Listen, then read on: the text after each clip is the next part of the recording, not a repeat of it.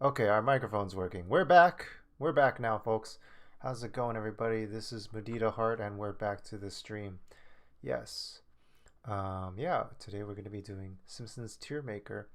But yeah, good to see everybody. Pierre PhD, thank you for the raid. Raiding with a party of two. Thank you so much for the raid. The power is always on your side. Go, go, streaming raiders. Da-na-na-na-na. And yes, Zero Warp, of course, glad to have you. Yes, we're going to be doing Simpsons today. Um, oh yeah, how was your Dominoes today? And you got what's the things you got today? You got some Five Nights at Freddy's games today. I think I remember you saying from last time. Hope you're doing okay with that. Pepperoni, chicken, and sweet corn. That sounds awesome.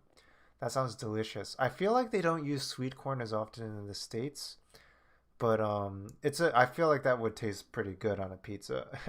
I wonder if that's a more UK thing or. And honestly, pizza's like everywhere in the U.S. Like no matter where you go in the U.S., there's always different styles of pizza, and yeah. So I don't know. New Yorkers are always super pretentious about their pizza and stuff like that, and I don't even know if that's true anymore. Oh no, you didn't get your Five Nights at Freddy's today. Wait, you can't get it until after your homework since you have the virus. That's not so nice. I think I, I don't know. I would be like a uncle that would kind of spoil yeah and then like would want to give you Five Nights at Freddy's if you have a virus even in spite of your homework. I don't know if I feel like going through a virus is hard enough then to like also obligate you to do your homework on top of doing a virus in order to get Five Nights at Freddy's. I don't know. My, I mean, this is a tough virus and everything, but yeah, I think your health is the most. Anyway, but you know what? I think, but also your symptoms were wearing down since yesterday, so it seems like you're on the uptick anyway, and you got a nice pizza, that's for sure. And sweet corn is a must. So good, yes. So yeah, let me see what else we got. Let me play our Simpsons Wave playlist. This is a Simpsons Wave playlist from Neotic. Let me see. Maybe I can turn down the volume on my end, and then y'all can listen. Yeah. Okay, so it's turned up. And then my volume should be at that level. Okay, cool. That's what those levels are. Good, good, good. Seems good. I also gotta wait for the the beat to drop too to see how the volume is. Wasn't supposed to get Domino's days planned in a week or so with family, but we couldn't, so you did today. Nice, awesome. That's awesome. It's always nice to have those nice little treats when we're going through a tough time, and I think that's really considerate that the people who are in your care were doing that for you. So would have gotten Five Nights at Freddy's today. That's unfortunate, but at least you got pizza today. That's nice. So let's see. What else do we get here? Let's get another window here for. Let's do that afterwards. But yeah, we're listening to Simpsons Wave. Five Nights at Freddy's. Domino's was great, and yeah, this hat. Yeah, is this like a bucket hat? I don't even know. I got it from like an Instagram thing. That like I think it honestly was like a promotional thing, but they said like, oh, do you want to be a brand ambassador for our shop? And they said they would get us a free hat. Oh, thank you so much. I appreciate that so much, Zero Warp. I'm feeling not too bad myself today. I did a lot of. I am feeling better than yesterday. I did a lot of resting today. I took like maybe. I feel like I took like 3 naps today. So that helped me a lot. And I have some honey lemon ginger tea for me right now. And that might be why I started a bit later today as well. Yeah, certainly feels like it has been going around, but yeah, I'm feeling better, and just trying to take care of myself, and I have it on my wall. Health is number one. Everything else can wait, you know. So yeah, yeah, I'm double masking when I'm going outside now. I'm using cloth masks like those ones in the background there. Whoops, got an ad here. Okay. I'm gonna loop this. Yes, it's looped. Okay. And then, yeah. Oh, stretch. Yes, let's stretch. Posture check. Hydrate. Got all these points. Should do these. Apparently doing these stretches is good for... Doing 4 of these is good for my scoliosis. We should all do some of that a little bit, too, on stream, too. Make sure I'm okay. Oh, that's so considerate of you, Zero Warp. I appreciate that. And honestly, it's definitely useful for streamers to have those reminders too. And I think it's useful for those people watching the stream to take an opportunity to do so if they can, within their means to do so also, as well. So yeah, it's good to, nice reminder for everybody as well in the chat too. Alright, so yeah, we're doing tier maker. Was there anything else I'm forgetting about? I don't know.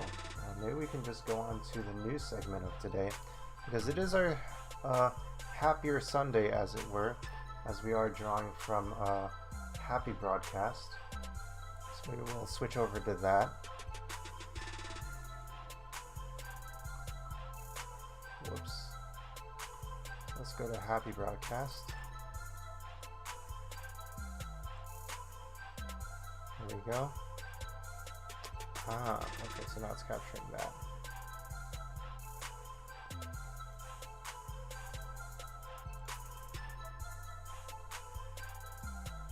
And then I'll add another window for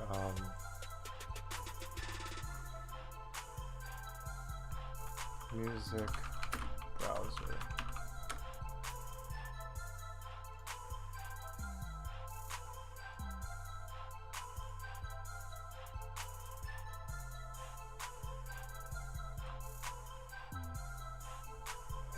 Shrink this, crop it. Let's put it over here.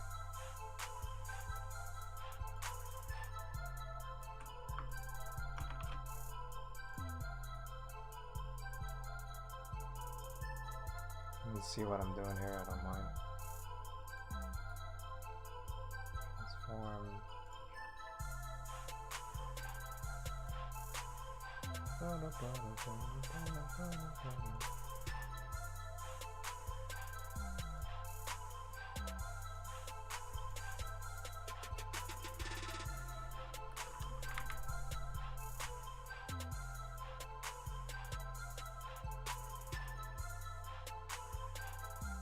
That's about right.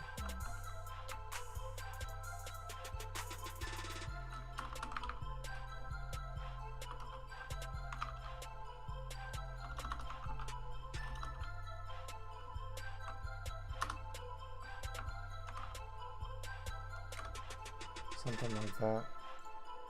It's gonna end up as it's replacing baby castles, unfortunately, but please support baby castles. And that is our music player. We're listening to Simpsons Wave by Neotic. Melancholic. You booked a sunny Verbo ski chalet with endless views of snow-covered peaks. A stove that inspires magnificent hot cocoa. And a perfect ski-in, ski-out. But the thing you'll remember forever?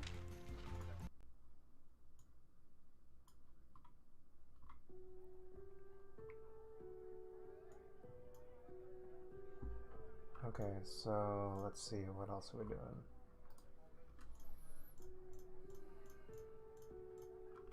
Okay.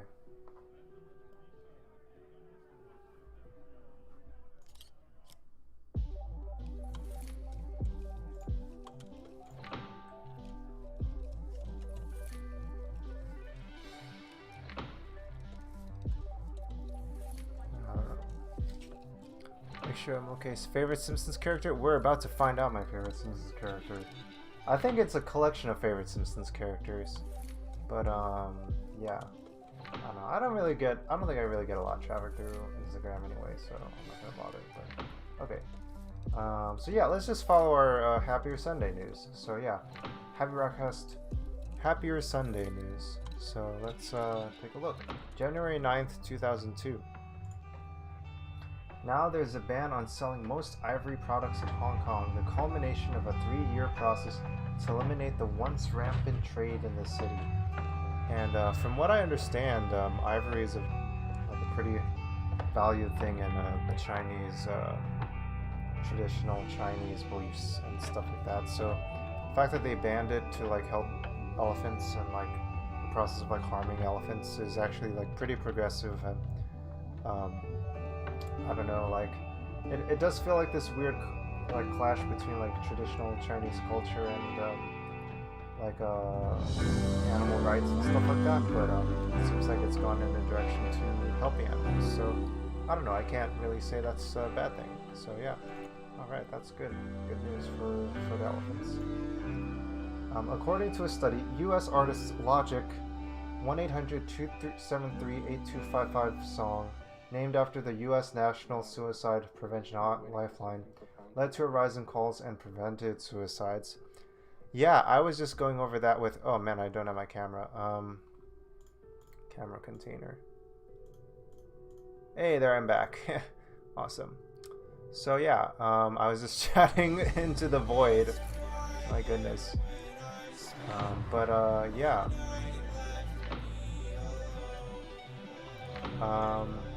So yeah, I was even going over with PRPhD about like how like this song, like, you know, Logic is a artist who like is a rap artist even who has a lot of, you know, puts in a lot of important messaging into his work, and I think that's really great that he's done that throughout his work. And yeah, like he has a whole song dedicated to this suicide prevention lifeline after one of his he lost one of his friends to suicide. So yeah, and we will have some kind of stuff for that later today. A little bit of that. So yeah, all the hearts for people who are struggling out there. And you know, I think we all struggle to some degree, don't we? And yeah, I think we all need to be there for each other, and that's what helps. All right, so Artur Bordalo, aka Bordalo 2, is an artist from Portugal who creates huge works made of street garbage to warn people about pollution and climate change. Wow. And like, just look at this art. It's just magnificent. Like it's combining all these like brown tones and like colorful tones, and like it's beautiful art, but it's also I mean, literally the medium is the message. The little actual means in which he's producing this art is actually like communicating something very clear, like this abstraction between like the natural world and the artificial world and the artistic world and the creative world, and the world of pollution that's like destroying the natural world, and plastics and stuff like that. It's wow, that's really amazing. Artur Bordalo, wow, yeah, that's someone worth looking up. Artur Bordalo redeems emote only chat. Uh-oh.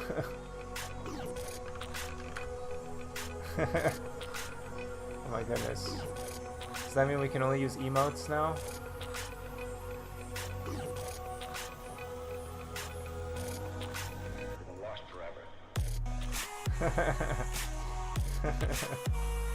Emote only chat. People are just goofing around with the chat preferences. Get well soon, everybody. Hey Agnew, good to see you. Yes, indeed, get well soon, everyone, because it is times for us to all get well soon. And yeah, we're just going over happy news on Happier Sunday. Maybe the music's a little high, so we'll bring that down a little bit. Hey, Meat Boy, there we go. New study from Tsukuba University in Japan found that running at moderate intensity for only 10 minutes improves mood and benefits executive function. Wow, yeah, it's always important to remember how important mood is. And oh, there's Bob Ross. I love Bob Ross. Yes, I love Bob Ross. He's a keeper. But yeah, if you can, you know, I mean, I don't think I run for even 10 minutes. I'm glad they say at a moderate intensity, because I can't do intense running, really. I'm not a super intense runner, but yeah, I think even that shows you that, like, you know, just staying, if you can, however you can, staying relatively active, you know. I mean, not everyone can be super active or anything like that, but you know, whatever you can to just like, you know, be active can help with functioning. And sometimes people don't like being like doing like hard cardio stuff, so I also hear people like doing like yoga and stretching and stuff like that, and you don't even have to move or leave your desk to do some stretching. We don't make mistakes, we make happy little accidents. I love that quote. Can I add that quote? I want to add that quote. Add quote. We don't make mistakes, we make happy little accidents. Let me see if I can bring that up. Let me open it in a new window to be safe.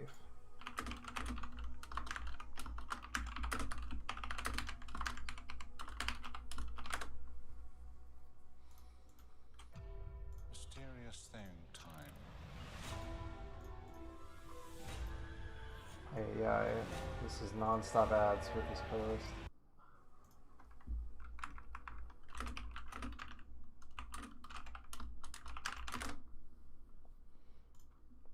We don't make mistakes, just happy little accidents. There we go. There we go. There's nothing wrong. Wow, what is this, Zero Warp? There's nothing wrong with having a tree as a friend. I can't think of anything more rewarding than being able to express yourself to others through painting. Wow, that's really beautiful, Zero Warp. I love that. I love that. I love those quotes you just pulled right there. Yeah, let me see if we can at least add this quote. We don't make mistakes.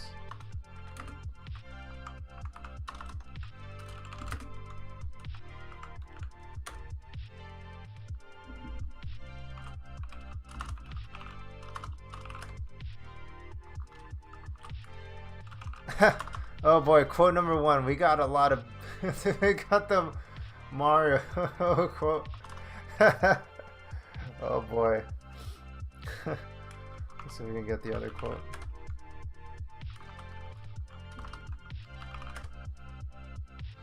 Nah, I'm spamming it too much.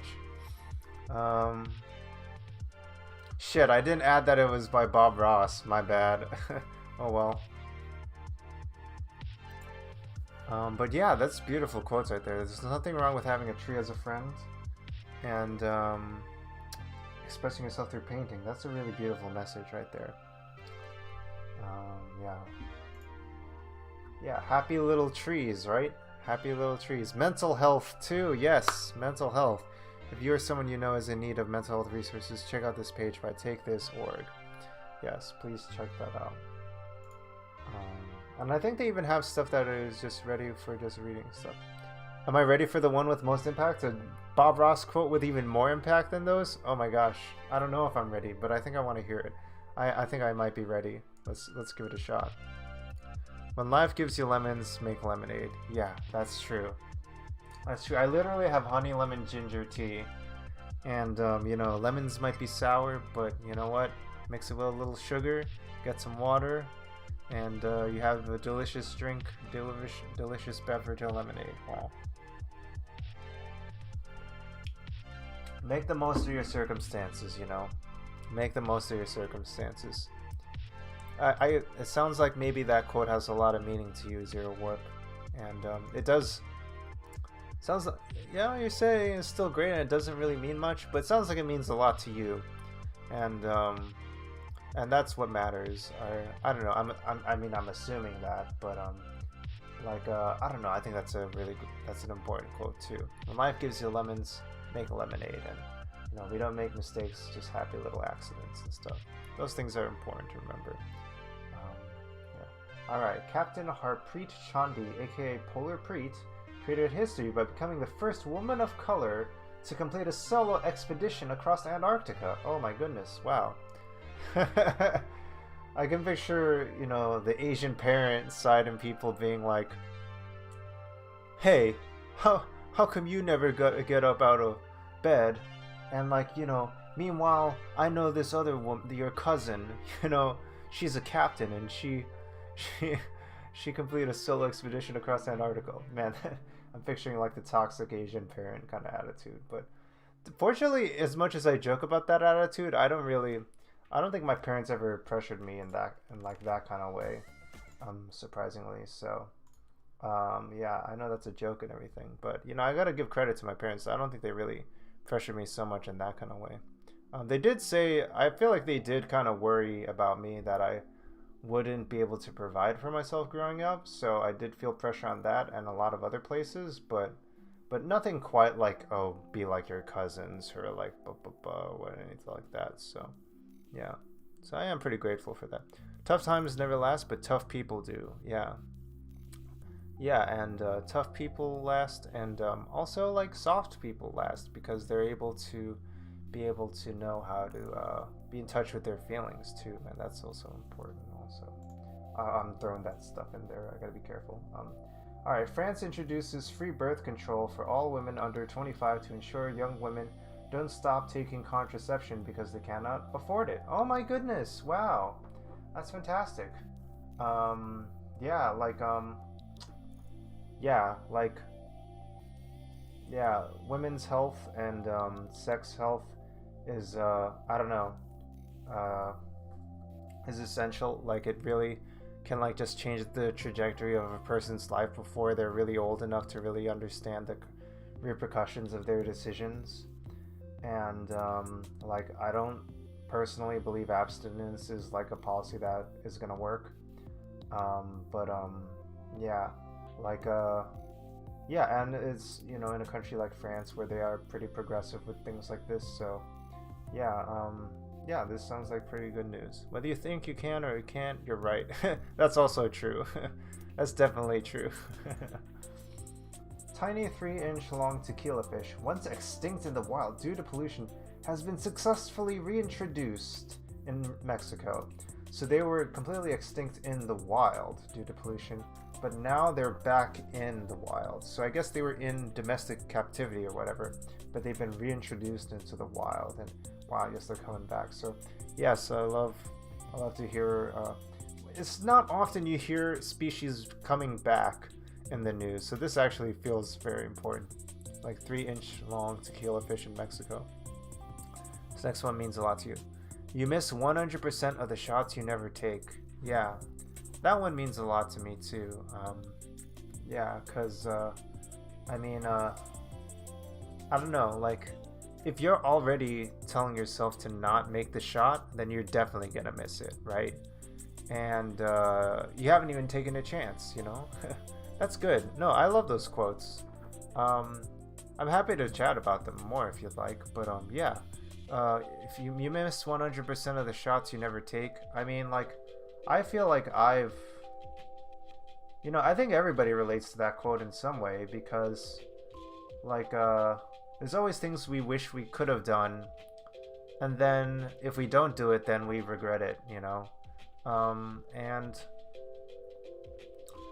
and it's one thing to have a moment where we, like, oh, we gave it our all and we messed up and like we didn't, and it didn't work out, but at least we tried, and we can say, hey, at the end of our lives or whatever, or at the end of the day or whatever, we get to say, hey, at least we gave it a fair shot and it didn't work out, but you know what, at least I gave it my best.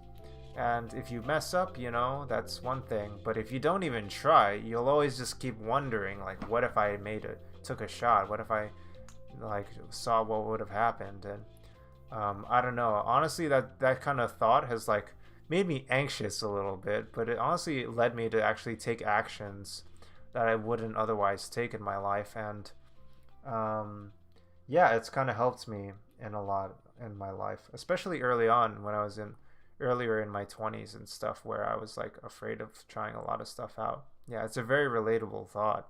Yeah, I'm sure everybody relates to that thought, like whether it comes to like, talking to a girl or like trying out an experiment or something like that. I tried out a lot of different ideas in my 20s because I was like, oh, what if somebody tried this out? What if I tried that out? And honestly, like it's taken me in a lot of really interesting places.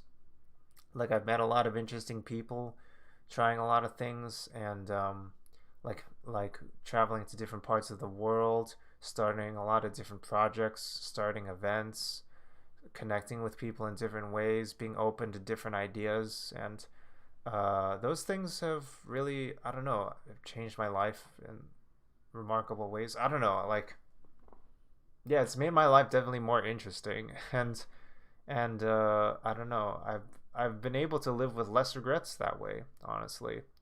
Um, yeah, but you know what? There's always chances in the future as well. There's always chances in the future, and you know, maybe this pandemic is reminding us how fragile like our opportunities in this world are. But you know what? The thing is, like, we still have lots of opportunities now, even in pandemic, to like still take chances and stuff. You know, you still can still take a lot of shots now, even in pandemic. You can, you know, just send a message to somebody, you know, completely out of the blue, and you know what? Maybe they'll get back to you, maybe they won't, but at least you sent it out to them, you know? A lot of stuff like that can happen in pandemic too. And yeah, I usually people like hearing from you as well. In my experience, if anything, they usually feel glad that someone's thought of them as well. Okay. Yeah, so definitely, yeah, I think it's something that a lot of people relate to. Yeah. All right. Is this like not playing? What's going on? Volumes here. That's weird. Okay. Awesome animal of the week. Wow, okay, it's not an awesome human of the week. Awesome animal of the week. Rain. After 11 years sniffing out kiwi in New Zealand to help save them from extinction, it is now time for Rain, the conservation dog, to put up her paws and enjoy a well-earned rest. She and her handler, Ian Graham, help conserve Rowie, the rarest species of kiwi. Rain has found 1,700 kiwi in her time and has been vital in boosting the Rowie population from 160 to 600 birds, and led the species being reclassified from critically endangered to nationally vulnerable. Oh my goodness! Wow. Okay, and it took me a second to realize kiwi was referring to the bird and not the animal. But yeah, uh, not the referring to the kiwi bird and not the fruit. So wow, man, this dog is help revitalizing the animal population, endangered species too. So now humans are, you know, having an impact on the world in positive ways too, and using the ability to train animals to help other animals and stuff. So there's this impact that humans can have on this world. This is a really sweet one. I love this one a lot. Rain, that's very sweet. I don't know. This is making me tear up. Wow, 160 to 600 birds. Wow. And 1,700 kiwi in her lifetime. Wow, that's great. I like that a lot. This was a really fun, happy broadcast.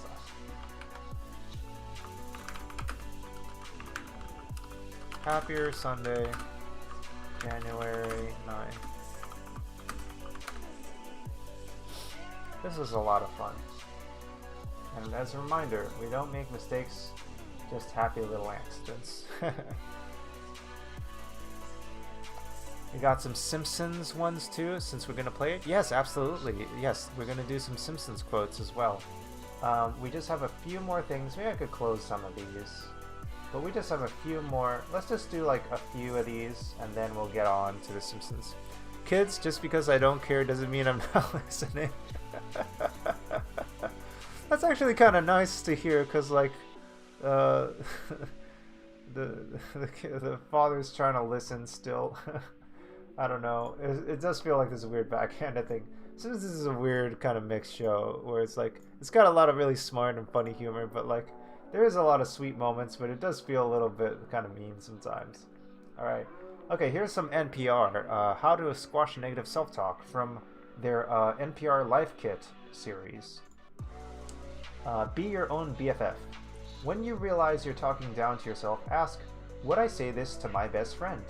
Try practicing some self-compassion and giving yourself the grace and care that you would give others. Would I say this to my best friend? Ask that to yourself if you're saying something mean. So like, Charles, you're so stupid, you're so forgetful, you're so inconsiderate, you're so selfish, but would I say that to my best friend?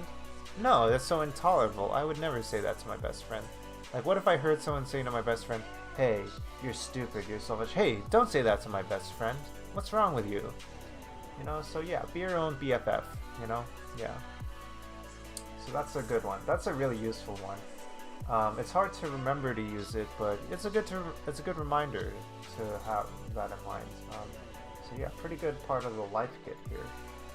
Monitor your gremlins. Before you can shut down that self-critical voice, you have to be aware of how it operates. Psychologist Joy Hardin Bradford, PhD, suggests picking a half day, noticing those negative thought patterns and writing them down. Wow. Oh my goodness. This sounds really powerful. Just how do you spend like just a half day just thinking about that? Wow. Operator, give me the number for 911. So suggest picking a half day, noticing those negative thought patterns. Yeah, Simpsons. We're gonna have some Simpsons soon. So yeah, feel free to just keep sending those in, and then we can tie that into this stuff later into the stream later. Well, and I hope you don't mind if I just continue with these quotes here. Spread the word, peace and chicken. That's enough for now. Feel free to stir them up, and then I can start to and when we do the Simpsons segment, we can just unleash also. But yeah, also collect evidence. Gather receipts on whether the not so nice things you're telling yourself are actually true. For example, if you say, I never accomplish anything, I never do this, this always happens, I'm always selfish, I never do anything. Ask yourself, what evidence do I have to support that? Have you never accomplished anything? Anything at all? Or did you get a promotion last year? Or did you get yourself out of bed on time this morning? Or did you, like, you know, do some other, like, even small thing that, like, at least is something that you know, that is, you know, you have a right to be proud of, honestly. Oh, ag. Something to share later if there's a way I can apply it. Yeah, feel free to share. Yeah, absolutely. Yeah, feel free to say hi to each other. Yeah, everyone's here. Zero Warp Ag.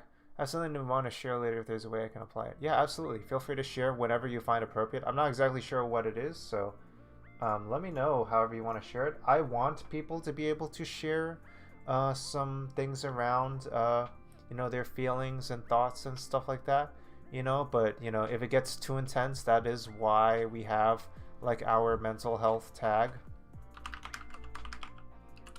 If it's, like, something out of scope for what I can handle. But, you know, I still want this to be at least some kind of environment where people can talk and have discussions around mental health in a healthy, sustainable way. So, yeah. So I hope, yeah, feel free to share. Hopefully it's not, yeah, hopefully it's manageable. Oh, this command, doozy. Oh, yeah! I thought it was something so serious, but it's just watch out for that first time it's a doozy. Yes, I remember that. I remember that from the I remember that from the Limbo stream. Yeah, that's so good. I should add that to the commands list. Whoops. Yeah, I should do that at some point. That's really funny. No, that's definitely not a bad thing that you mentioned that. That's hilarious. I was like oh, you want to share something? Oh my goodness. Well, you know, everything you share here is perfectly fine. You know, it's okay, whatever you feel like sharing. And it just turns out to be the doozy command. Oh, I'm such a softie. Oh boy.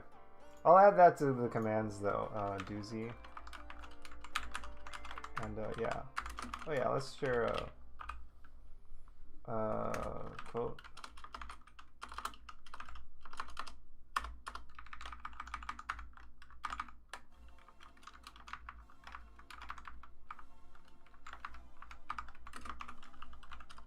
Quote, add quote. So yeah, I just updated the commands. No worries. No, do not worry. It's just a simple mistake. It's not even a mistake. It's just funny. It's really not a big deal. I just misinterpreted it. It's just funny. It's not a problem. It's not a bad thing. I was being so considerate, and then that's good though. Thank you for reminding me. Yeah, please support baby castles because I'm blocking them right now on my on using the Simpsons Wave playlist. Okay, collect evidence. Find affirmations that fit. Positive self-talk is a crucial step in changing our patterns, but telling yourself that you're the bee's knees might feel too grandiose. It's okay to tone down your affirmations so they feel authentic to you. So yeah, try to like be realistic with your affirmations. Sometimes if you're like way too out there, it can actually feel like hard to feel like they're real or not. So just, you know, instead of saying like I'm gonna do this all the time 100%, say something like Dr. Joy suggests saying, I commit to loving myself a little bit more each day. You know, something that's feasible and possible. Or I commit to doing my best each day. Or I'm better than I was. I'm better than I was before, at least in some way, a small way, you know. Sometimes people can be a little too critical with it, but at least it's, you can do some of it, and at least just take modest steps in being more positive. It's still worth the while to do that. Oh yeah, also in general, even though we're looking at Instagram right now, spend less time on social media. Try auditing how much time you spend on social media. Get a sense of how much time you spend. Be cognizant of what kind of information you're consuming. Even positive content can feel overwhelming, and even the stuff I'm saying now might even be overwhelming. So even if it is helpful, it's not good to be constantly be in a place of looking at all the things you could be doing better. Yeah, so that's like a good reminder to say on social media is to talk about social media.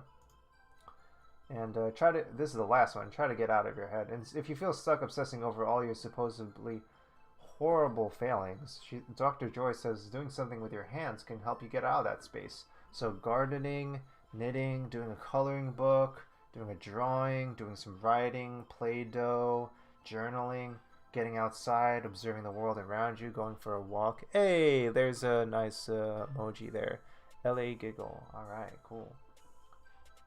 Cool. So yeah. Yeah. That was a pretty intense one. Maybe we'll just do this rundown and then we'll just get to the tier maker right after this. We're gonna skip this one afterwards. So yeah. So yeah, let's check this out. This here's another meme collection by activist Adrienne Marie Brown. I don't really want to do the work today. I don't really want to do the work today. I don't really want to do the work today. I don't want to do the work today. What? What's this? Uh-oh, I don't really want to do the work today. I don't really want to do the work today. I don't really want to do the work today. I don't want to do the work today. I don't really want to do the work today. I don't People really who just wanna have do the trouble work like today. I don't feeling really motivated wanna to do the work. today. I don't want to do the work today. What? What's this? Uh-oh, Just I because don't it's the really new wanna do year the doesn't work mean we today. gotta feel like we have all this I don't really energy. wanna do the work today. I don't really want to do the work today. I don't want to do the work today. I don't really want to do the work today. And it's really I don't funny because it's really this wanna really do the work sassy today. I don't dance really and wanna do singing the work about today. like I not don't wanting to wanna do do work. the work today. What? What's this? Uh-oh, I don't really want to do the work today. I don't really want to do the work today. I don't really want to do the work today. I don't want to do the work today. I don't really want. Here's another joke. This asshole fish decided to walk out of the water one day and now I have to go to work and pay rent. I love saying, sorry, I'm out of it today, as if there has been a day in the past 10 years, as if I have been in it.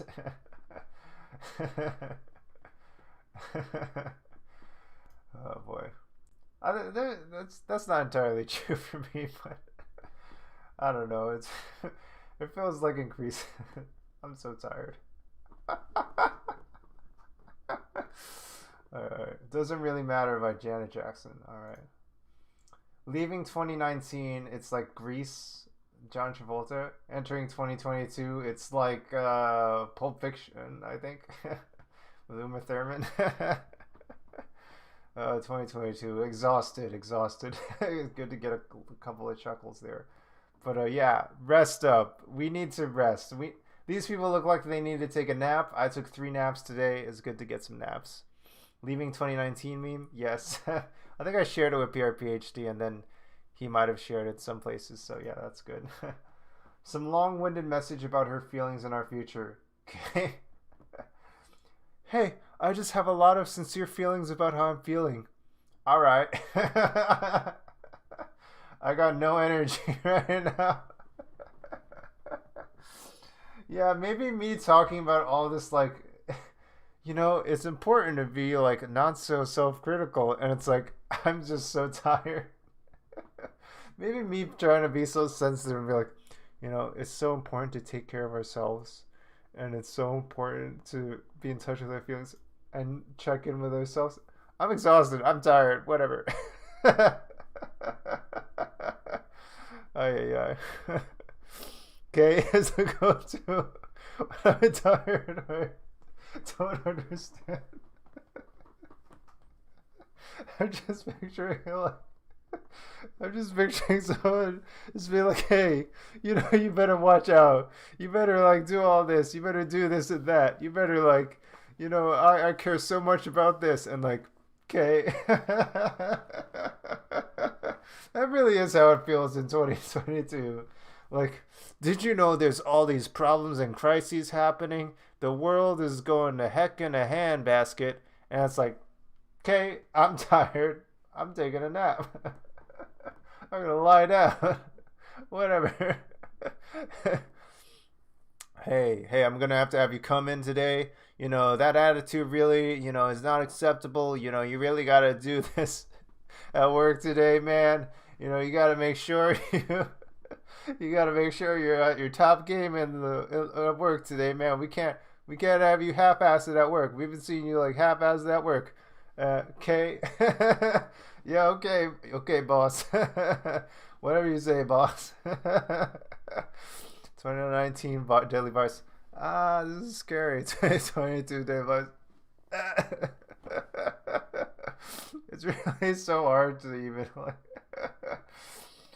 It's hard to just be like. That's really funny. Boy. I don't feel like working. I don't feel like complaining. I don't feel like being mad. I don't feel like getting in an argument. I don't feel like getting sad even. I'm just like, whatever. Oh, that's really funny. Okay, let's see. The first thing that our new hire did was fix a bug that's been bugging him forever as a user prior to joining. He then breathed a sigh of relief and then submitted his 2 weeks notice. WTF. He just wanted to solve the problem because nobody solved the problem. Anyone else ever just straight face by the phone? LOL. Hey man, this is not acceptable. You can't talk like this. You can't be like this. This is bullshit. You can't. This is a whole nonsense. What are you doing? What's wrong with you? Whatever. What was that? Oh, nothing. No, this is very serious. Yeah, I'm taking your considerations into I'm taking your words very seriously, and I'm taking them into consideration. Yeah, they are very important to me that I take them into consideration. I apologize for my behavior, and it will not happen again. And I hope to have a positive relationship moving forward. Okay, good. Yeah, that's all right. That's what I want to hear. Just so stupid. You just gotta say stuff like that sometimes, whether it's with like a boss or manager or parent or whatever. Just like get through the day. Yeah, whatever. Go take the trash out or you're grounded. Yeah, all right. I don't have the energy for this. I'm tired. Just yelling at me.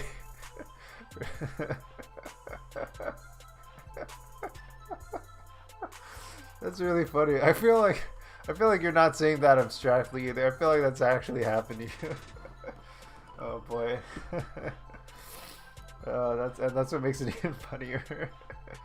Must go sleep early to get back to schedule for school. Mew goes to bed at 4 and gets up at 10. Okay.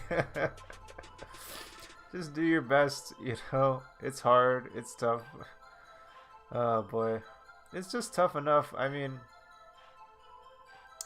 I don't know. Sometimes you can't just force people to do stuff. You just gotta say, do your best, and like, you know, it's like how they're saying here. Yeah, say things that fit. Like, I'm gonna do a little bit better. I'm gonna try to do better. Like there's I have a book called Feeling Good, and one of their pieces of advice they have in there, it's like about cognitive behavioral therapy. It's by Aaron Beck.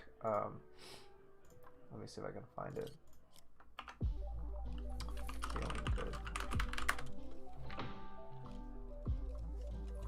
Oh, by David D. Burns.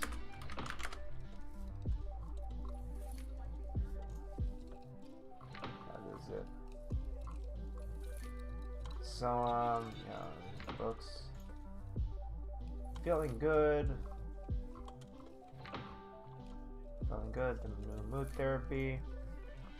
This is a book I read, and it's pretty useful book. Oh yeah, self-care. No, I did not make this book. This book is by David D. Burns. Feel free to eat. Yeah, I did not make a book. Why do people think I made a book? I did not. Did I say that? Care. Remember to eat, hydrate, and rest. I have food right here. We should eat. Please eat. I have done talks though, but I did not make a book. Oh, that's so considerate of you. Maybe I should write a book someday.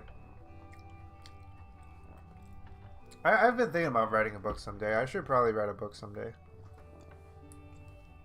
But yeah, in Feeling Good. Hey! 100th message! Alright, celebrate. Celebrate, alright. Congratulations on being the 100th message. Zero warp. Yeah, alright. Congratulations. Alright, celebrate command. I should add that to the commands list too. Hearts. Yeah, we're just kind of waiting for something profound to happen.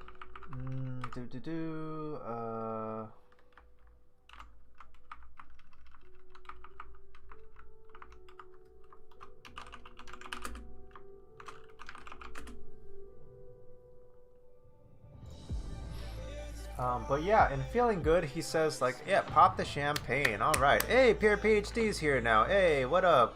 Our good moderator, Pierre PhD, and we got our founding subscribers, and we got our 2-month subscribers and stuff. Hey, the whole crew's here now. Awesome. But yeah, we were just talking about the book Feeling Good, and like, there's like some stuff in here that was like, what's the thing that was coming to mind? Find affirmations that fit. So like sometimes in the book they would say like 2-month. Yeah, let me see. Are you a 2-month? I think you're a 2-month subscriber now. Actually, at this point, I think you've been gifted enough times. Yeah, shout out Pierre PhD.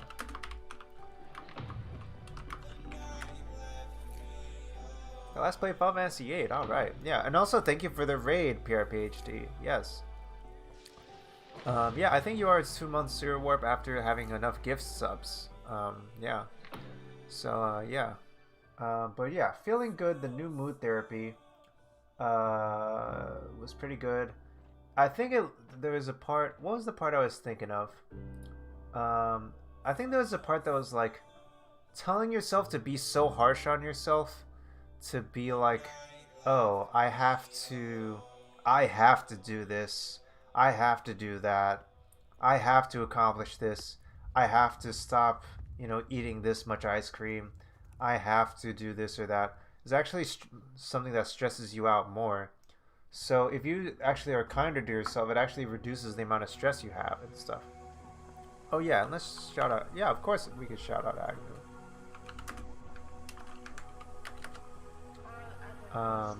Yeah. Yeah, you stopped by before, you didn't say much. It's okay. Yeah. Anyway, I don't know. We're not gonna talk about this. It's a good book. It's a good book. It helps me a lot. I should write a book and like review all this stuff. I have done talks though. I've done a talk on humanistic game design, on my theories on that. If you want to check that out sometime. Yeah, I definitely have a lot of ideas on that as a game designer. And I did that when I was 24 years old. and I've since like given it at like different talks in Australia and in St. Louis. Although the one in Australia was a remote talk and it was done online. But yeah. Let's see. Oh yeah, here we go. Here's the next quote. CDC in 2020. Mask up. CDC in 2021. Get vaccinated. CDC in 2022. It is what it is. It's very bad. We're kind of just left on our own. I think this next one is like a... How long should folks with COVID quarantine?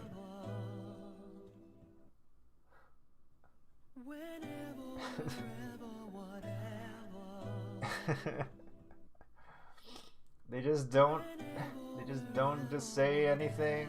We're kind of left on our own. Anyway, here's another one. Oh, Owl at the library. Wow, okay. I think I know that Twitter account. Did I accomplish my goals for this year? No. But did I look after my physical and mental health? Not at all. But did I maintain a proper diet and sleep schedule? Hey, listen.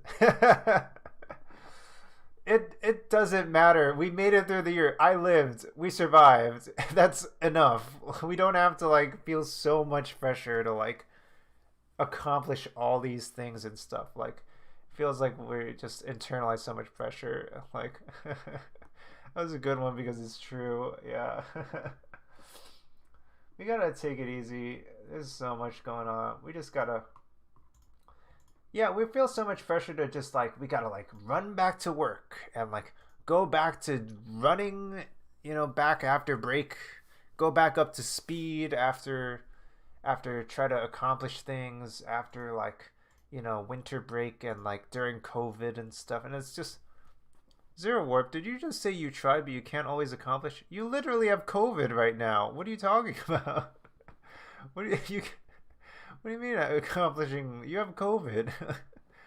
You of all people shouldn't feel pressure to accomplish anything. Like you should be able to feel relaxed and like just focus on recovering right now. Oh my goodness, wow. Just take it easy. I don't know. I'm not here to tell you what to do, of course, but like, that just seems like, I don't know. I feel like, I don't know, we shouldn't feel so much pressure to accomplish things if our main focus is our health, New year, new you. Yes. Maybe we'll settle on that. Yeah. I'm not going to tell you what to do, but yeah. New year, new you. Let's just settle on that. Yeah. Maybe these times to feel pressure to get stuff done and make yourself better. And maybe that's me. I feel that. I feel like that's also just a general thing during, I don't know, existing in our society because, like, we need to improve ourselves. We need to earn more money. We need to get more jobs. We need to get a better job. We need to do better at our job. We need to do these chores. We need to be the super person that somehow manages all these things on our own. Might go put cold water in the fridge for a bit. I can kind of use a break soon too, actually. But yeah. I don't know. There really does feel like there's a lot of pressure to perform, and also I feel like at least in America, there's a lot of pressure placed on people to handle things on their own, and not a lot that's being handled by like our support systems that are maybe supposed to like. That would like normally handle a lot of things for us in other parts of the world. So like, yeah, it's been an hour. Wow. Yeah, we've been going at it for a while. So yeah, we're just about to start the Simpsons tier maker thing here. Yeah, maybe we'll go to this. Yeah, we'll go to this soon. For now, yeah, let's take a break. I feel like we deserve a break, right? Yeah, let's take a break. We feel so much pressure. I felt pressure yesterday. BRB 15 minutes or something. I felt pressure yesterday. I did like a 4-hour stream non-stop yesterday without leaving my desk.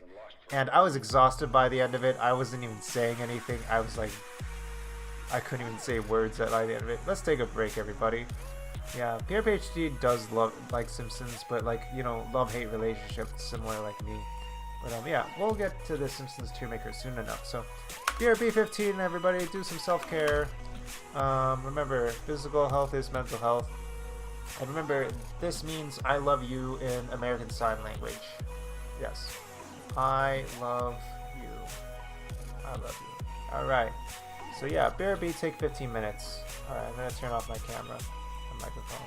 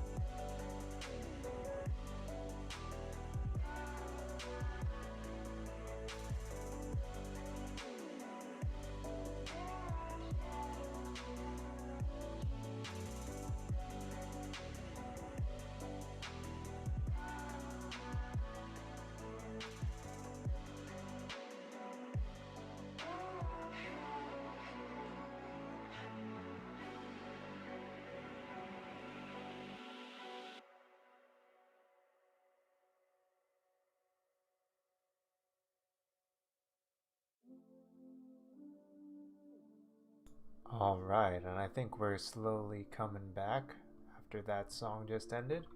Let's get our camera back. Let's get our BRB message away. There we go. All right, we're back. Just had some apple juice and some leftovers in the kitchen.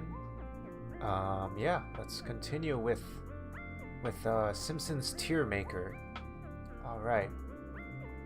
Is my microphone further away or something? Huh. Okay, that's better. Maybe that's a little better. Let me get a little closer. Alright. So something I was thinking about doing today is like not only can I do my tier list here, I can also allow y'all to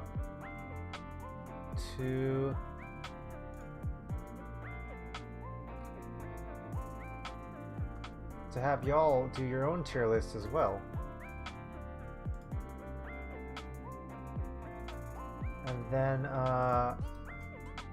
And then you can share it on Discord. And I'm gonna launch. Why not? I thought I was just gonna launch my Discord today, so feel free to join in there.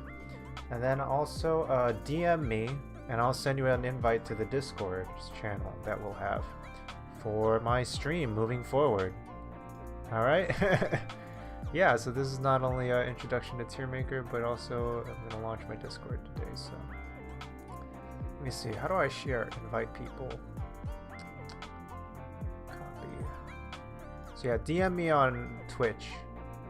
Just DM me on Twitch and I'll send you the invite link. Whoops, I shouldn't do that.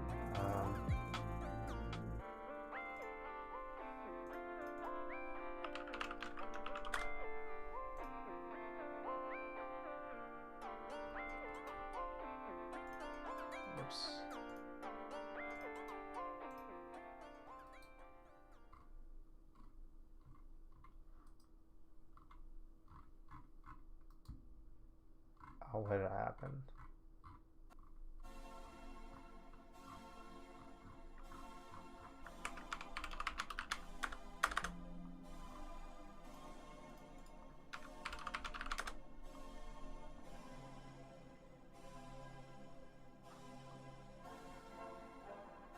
Wait, now there's 124 characters.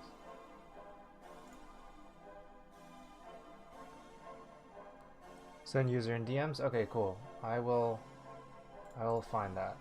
Just give me one moment.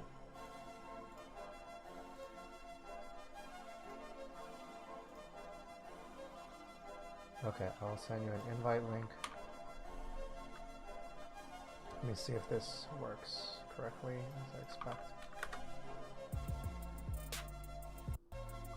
Okay.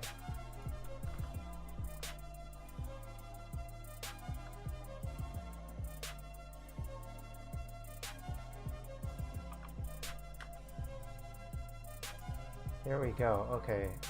Zero Warp and Agnew, you should have invites to the Discord. And yeah, now you should be able to share your Simpsons tier list. Oh wow, this is all 124 characters.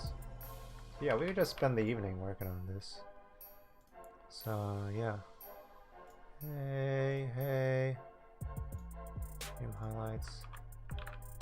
So under general, make your tier list here.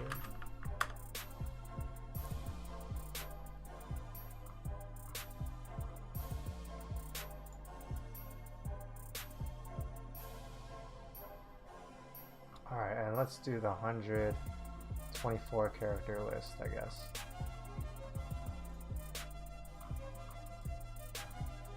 Is this too many? This might be too many characters. I don't know. Let's see how fast it, let's just start with 124 and see how we go.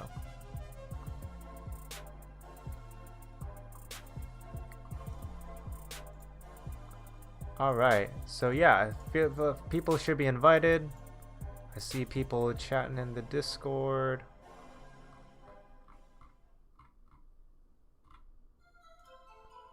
Hey, people are waving. Hey, Agnew. Hey, Zero Warp. Hey. Alright. So yeah, make your tier list. Hey. What up?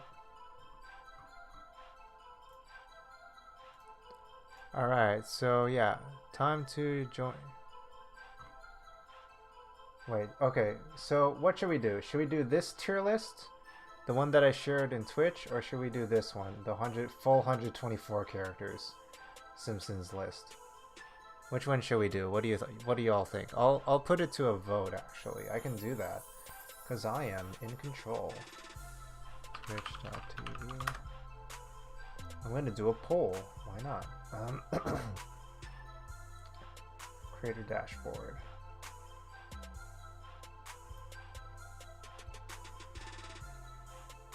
Manage poll. Should we which Simpsons tier list should we do? About 30 characters, one full 124 characters.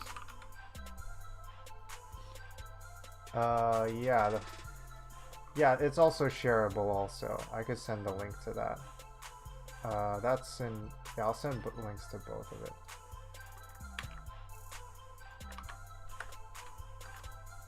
Maybe I'll just put it in the thing. So this is the 4 times whatever, this many. And this is the full 124 character one. So this is about like 40% of this. This one has a lot of extra characters in it.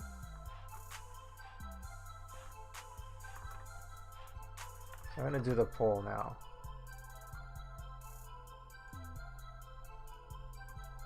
I'll do the poll for like 3 minutes. Alright, do y'all see the poll now?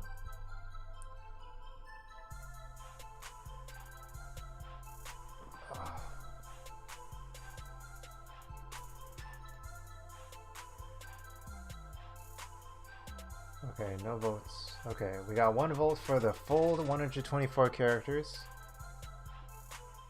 Let's see.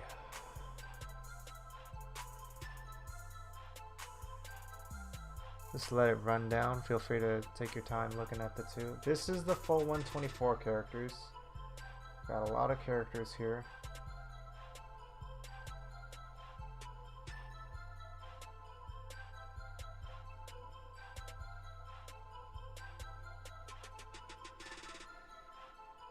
Poochie is here, okay. The nerds. Oh, this guy is here, okay.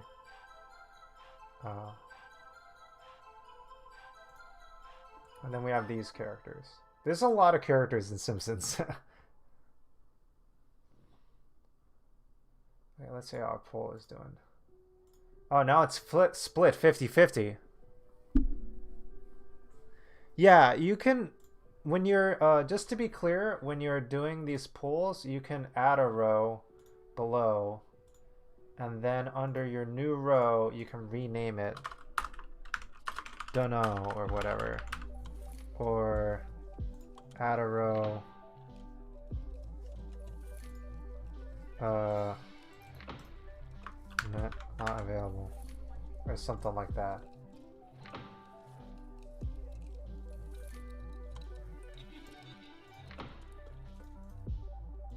So that's something you can do also in case people are not familiar with the format of Tier Maker. So yeah, you can't do that if you are concerned about having too many characters to go through.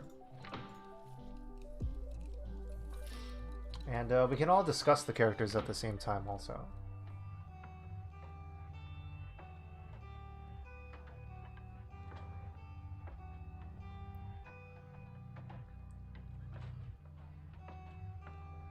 Okay, it looks like it's split 50-50. So maybe I'll have to do the tie-breaking vote.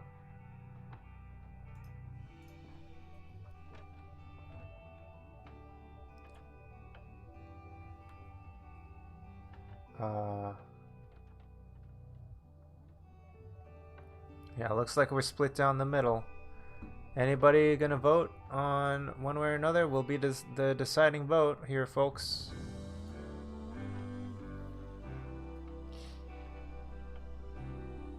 Alright, so we're split 50-50. Alright, so that's that. I think I'm gonna decide the tie-breaking vote. And I'm just gonna, because it is kind of late over here Eastern time, I'm gonna go with the 30 character one. The tier list and DMs on Discord? Sure, yeah. This is the 30 tier list. And that's a Zero Orb asking it. Okay. Yeah, sure. And then I'll send it to Agnew as well.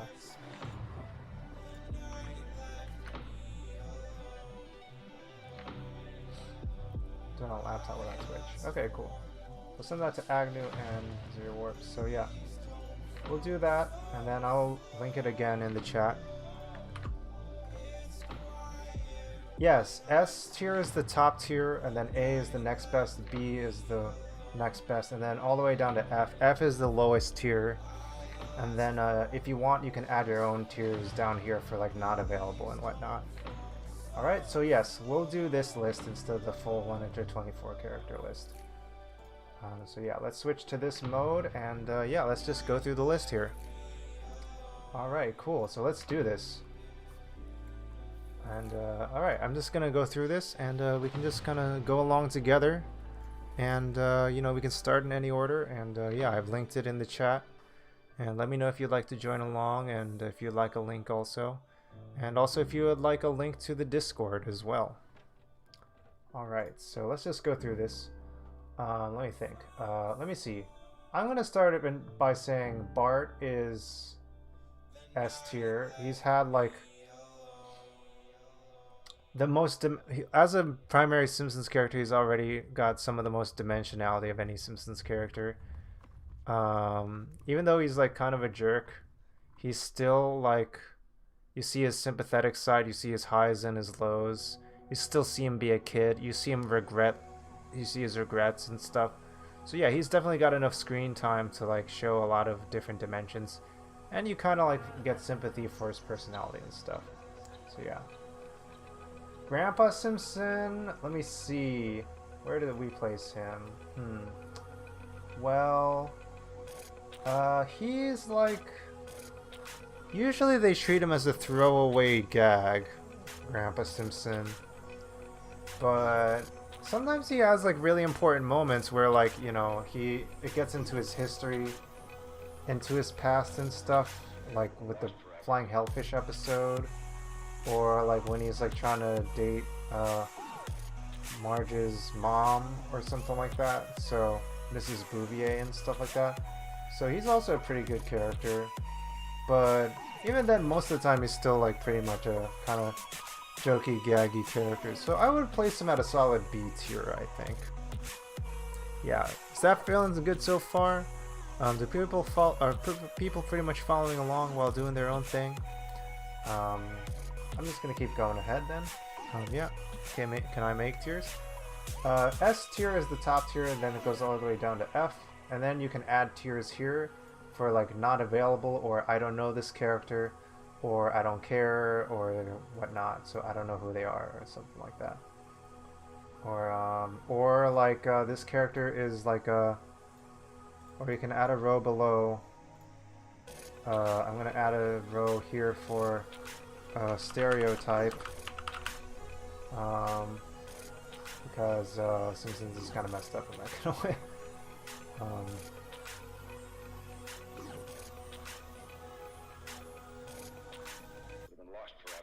So I'm gonna add that down as its own tier. And that's where I'm gonna put Cletus. That's not messed up. So to make your own tier, you just click on this gear button and you click add a row below or above, and then you change the label text. So you click here and you change the label text and you can type in whatever. So here I'm testing it. Stereotype. And yeah, Cletus is just like, I feel like, you know, they don't really do much with him. They just treat him as like a stereotypical Appalachian American character that is used for cheap gags and stuff. It's really not really great. They don't really have a lot of dimensionality to him as a character. So it's actually not a great character. So yeah. Agnes Skinner is Skinner's mom. She doesn't really have a lot of screen time, and she's usually just angry and stuff.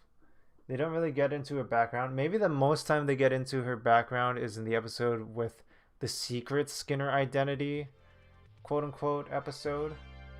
Yeah, other than that, like, I would say she's like maybe like a pretty low tier character. I don't know where low tier. Maybe like I'll put her at D tier for now or something. Seymour, the house is on fire. Yes, she is in steamed hams after all. Can we watch that? Can we watch that? Will we be able to watch that right now? I think that would probably be against, that would get a DMCA thing. Let me see.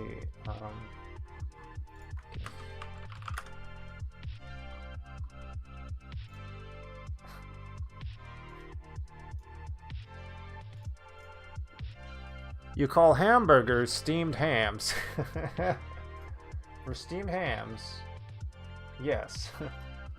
That isn't smoke, it's steam for the steamed clams we're having.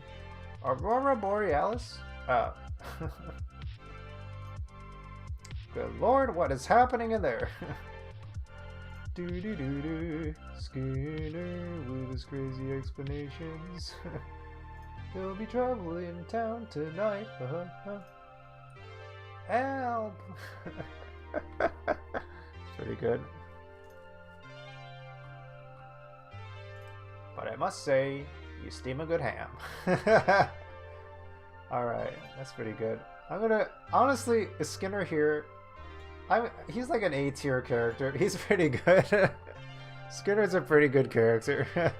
I like him. They give him a lot of good moments. Like, his humor is pretty funny. Like, I think he's pretty good. Like, he has a... Like, there's that other line where he says... Could I really be out of touch? No. It is the children who are wrong. And like they like make good use of his humor of his character as like this like kind of stodgy principal or whatever, but like he ultimately does care about the kids and stuff. So like I think he does have good moments in the show. So I think Skinner's an A tier character. I like that. Hall & Oates plays? Oh, it's a YouTube video. I don't know. Is that like something when you were trying to watch it or something? Let's see. Monty Burns. I think Monty Burns, S tier character. All his lines are like just gold. Like they just have all these like ridiculous lines that he just says, and then he's always like these doing all these dastardly plots that like drives a lot of action of the show. If the show has a particular villain, besides Sideshow Bob, it would be Monty Burns. So I feel like Monty Burns is Charles Montgomery Burns is an S tier character, and his lines are just hilarious. Like I'm trying to think of like what are even his quotes or whatever. Monty Burns quotes.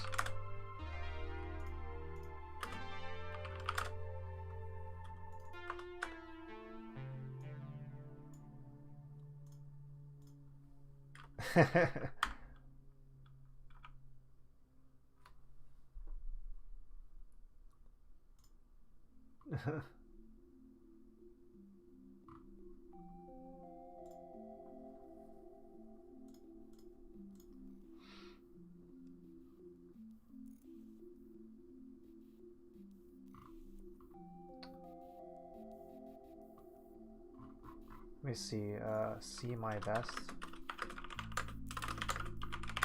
And then like there's of course this episode. This is like whole number is amazing. Yeah, he's like a villain, but like he's at least a humorous. I don't know. He's a very entertaining character on this show. He's a bad guy, but he's very entertaining. You learn to love him as a bad guy. And look at this. Here's the Grinch.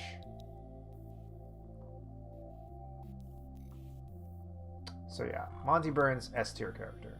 I think that's pretty decisive on my front.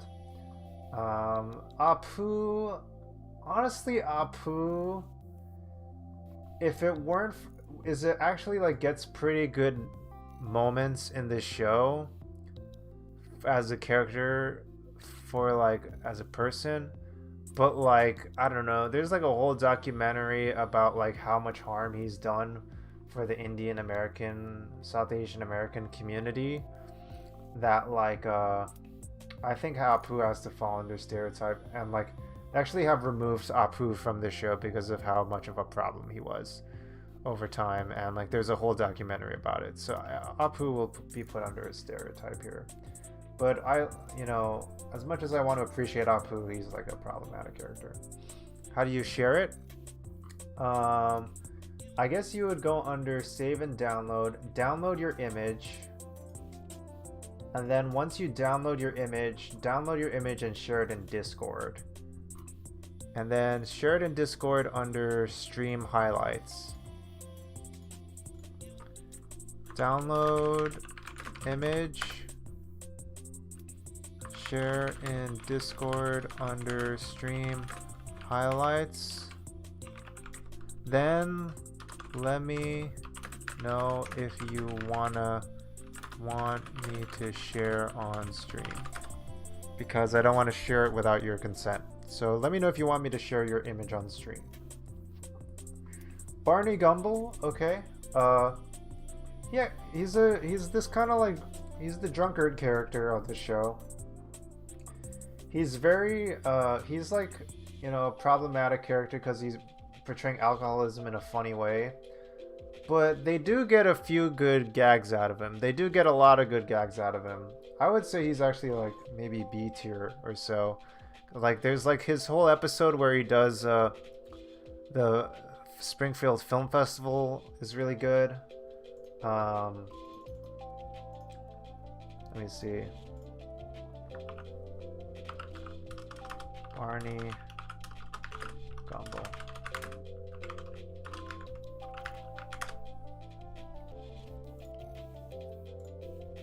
Like,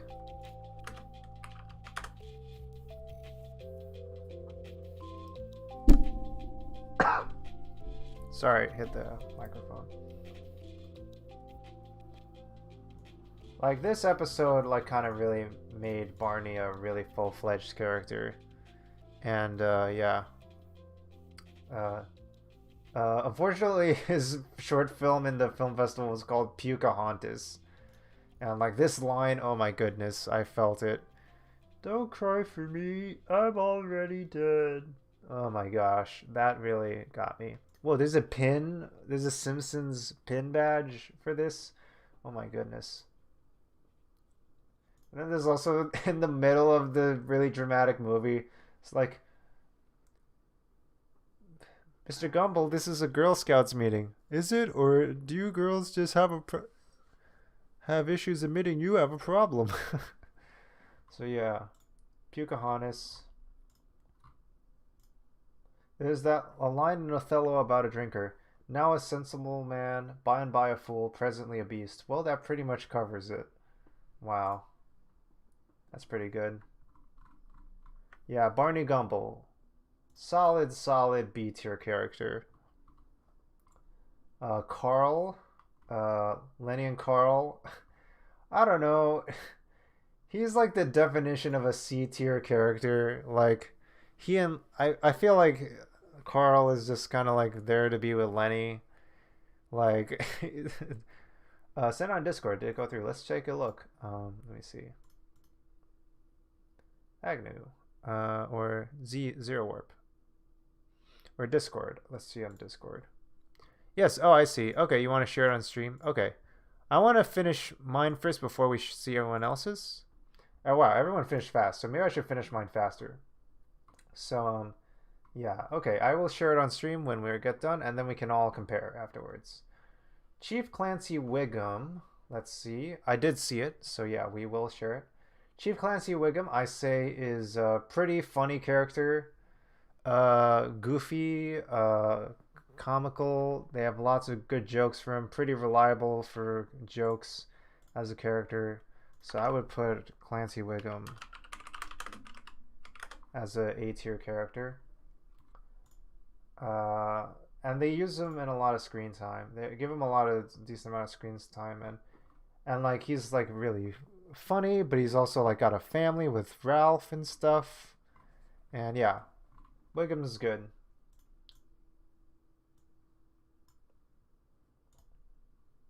Yeah, there's Wiggum. Wah, wah. So yeah, Wiggum's good. Comic book guy. Honestly, I don't know. He's just kind of like bordering on just pure stereotype as a character. Oh yeah, feel free to grab a drink. But yeah, comic book guy for me, I feel like borders on just pure stereotype as a character, and maybe has a few good chuckles, but I don't know, is not a very good character overall. They got to use him for some moments just because he's filling out the town's roster, but you have met so many people like comic book guy. Oh my goodness. Yeah, my condolences. That's yeah. The thing is like people like comic book guy are out there, and it's a whole thing. Yeah, yeah. You got it. I guess it's because Simpsons is a show for nerds, and is a cartoon show. It is acknowledging the existence of nerds and stuff. So yeah, comic book guy is definitely in the show. It saves him from being F tier for me, but I will give him an E tier. I feel like they don't really add dimension to that character the way they do with other characters. Like, he is a nerd, but like they don't get into why he's a nerd or psychology. Got some water and a piece of pizza? Sweet, that sounds awesome. Yeah, more Dominoes? Yeah, awesome. That's great. Hibbert. Hibbert has some good moments. He's pretty... I don't know. He's hovering around B or C for me.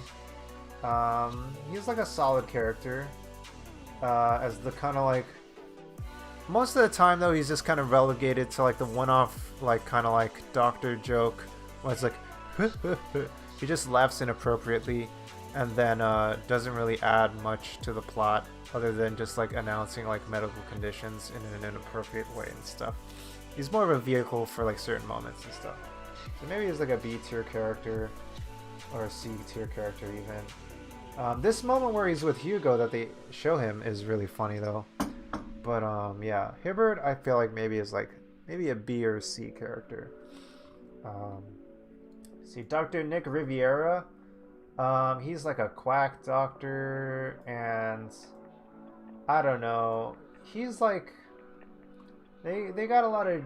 They do a lot of... I feel like a lot of jokes are around Dr. Nick Riviera, I guess.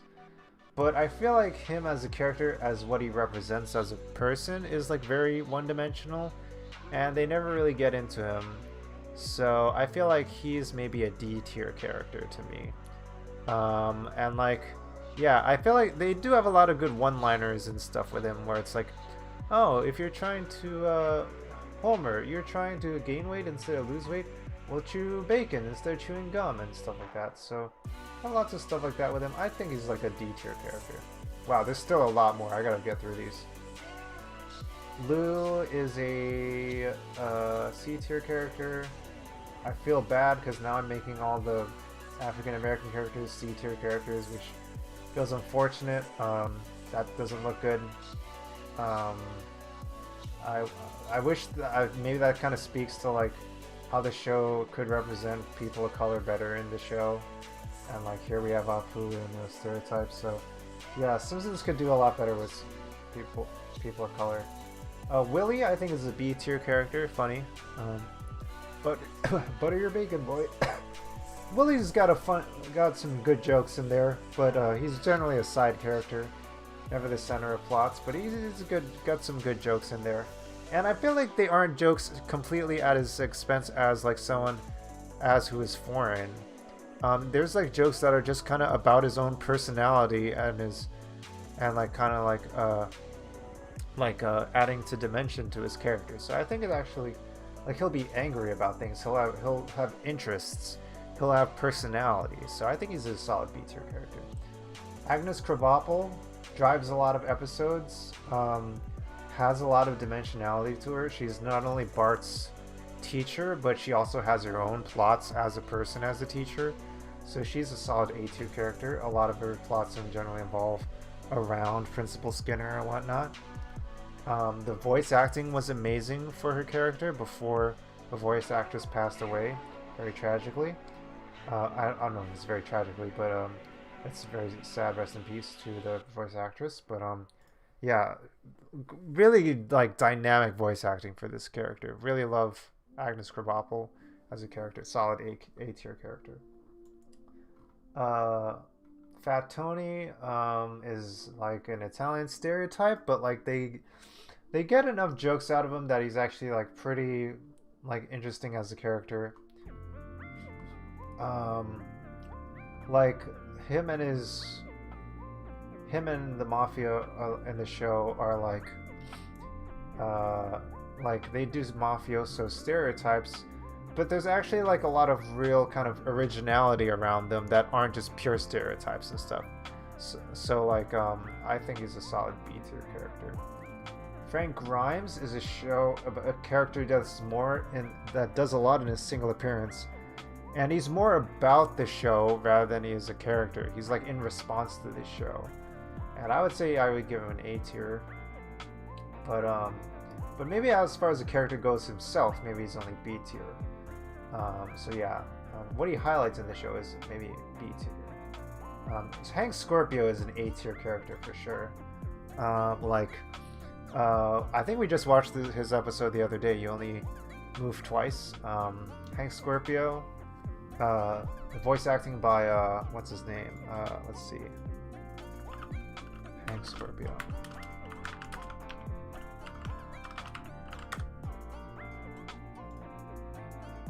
There we go. There's Hank Scorpio.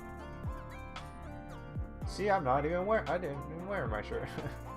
He's like a kooky boss, but he's also like a sinister villain.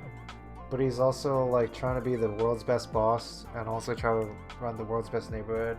And he also represents this whole side plot of Homer trying to like make his family happy while having the best job in the world.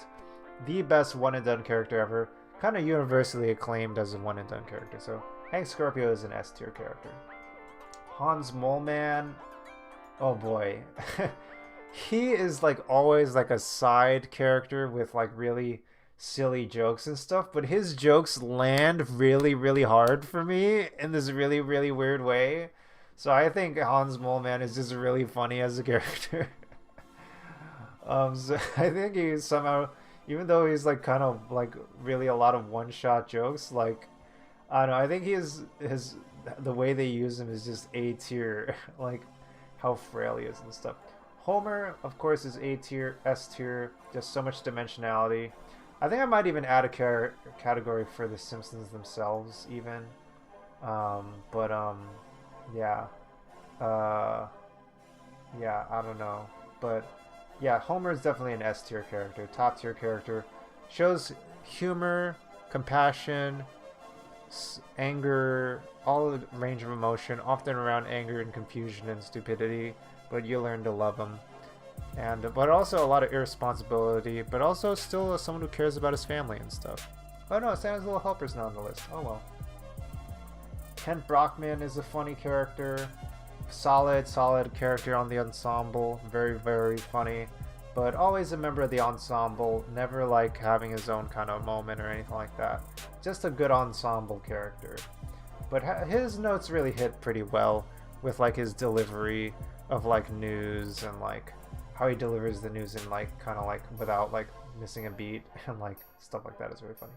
Krusty the Clown, S tier character.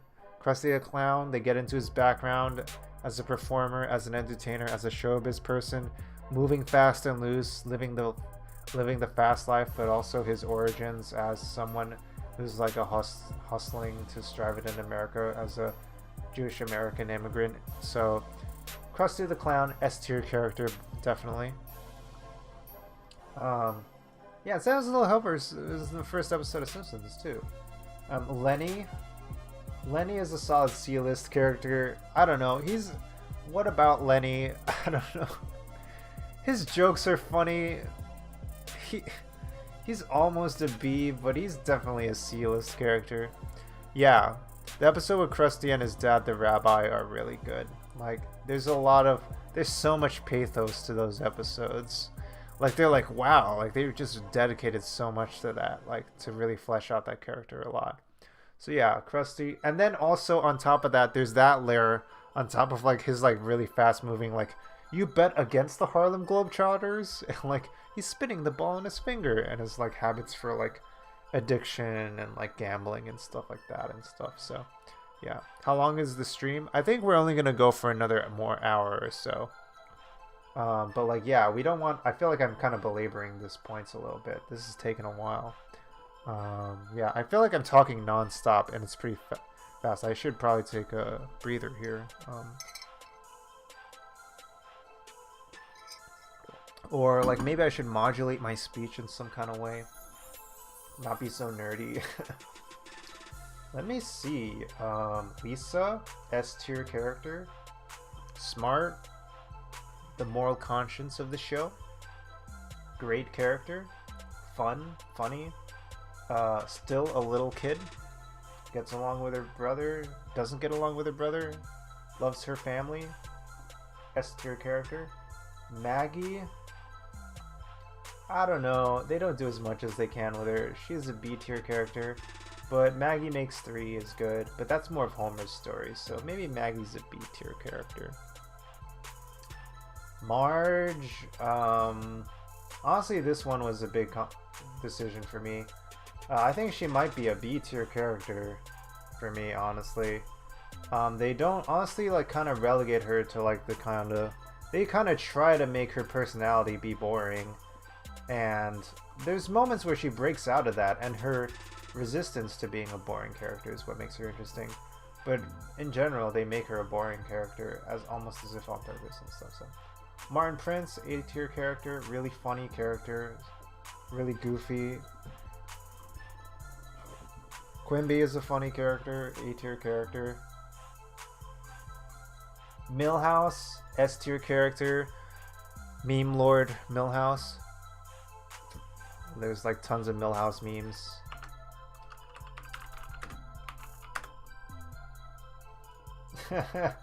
Just look at this.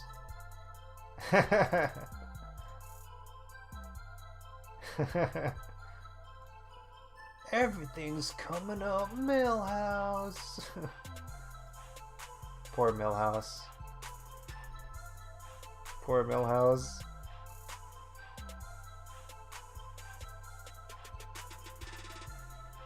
Yeah. Milhouse is an S tier character. 17 times, Milhouse proved to be the best character on The Simpsons. Even more Milhouse propaganda. I will stand Milhouse. Milhouse is a S tier character in my book. Otto is a gag character. They don't do much with him. He's the bus driver. It's a lot of like just kind of drug humor with him. Meh. Mo is a fun character. I like Mo a lot. He's an underdog. He's a scamp. He's got a lot of dimensionality. he's sad. He works through his sadness. He tries to become a better person, and he struggles, but he never quite makes it there. Mo is an A tier character. Flanders is I don't know. Flanders bordering on S and A tier. I might give Flanders the S tier because Flanders does a lot on the show. Snake, solid character, really makes use of his appearances even though he's limited in appearances. Sideshow Bob, S tier character, amazing. Oh, I forgot this guy. Nelson, A tier character. Yo, what up, Leechington? We're doing a Simpsons tier maker on this stream. And love that Hank Scorpio's S tier. He's like the best one-shot character of the show. I don't know if this is Patty or Selma. I kind of lost track of which one's which. Here, there's both of them. Oh my. Which one is Patty and which one is Selma? Patty, Selma.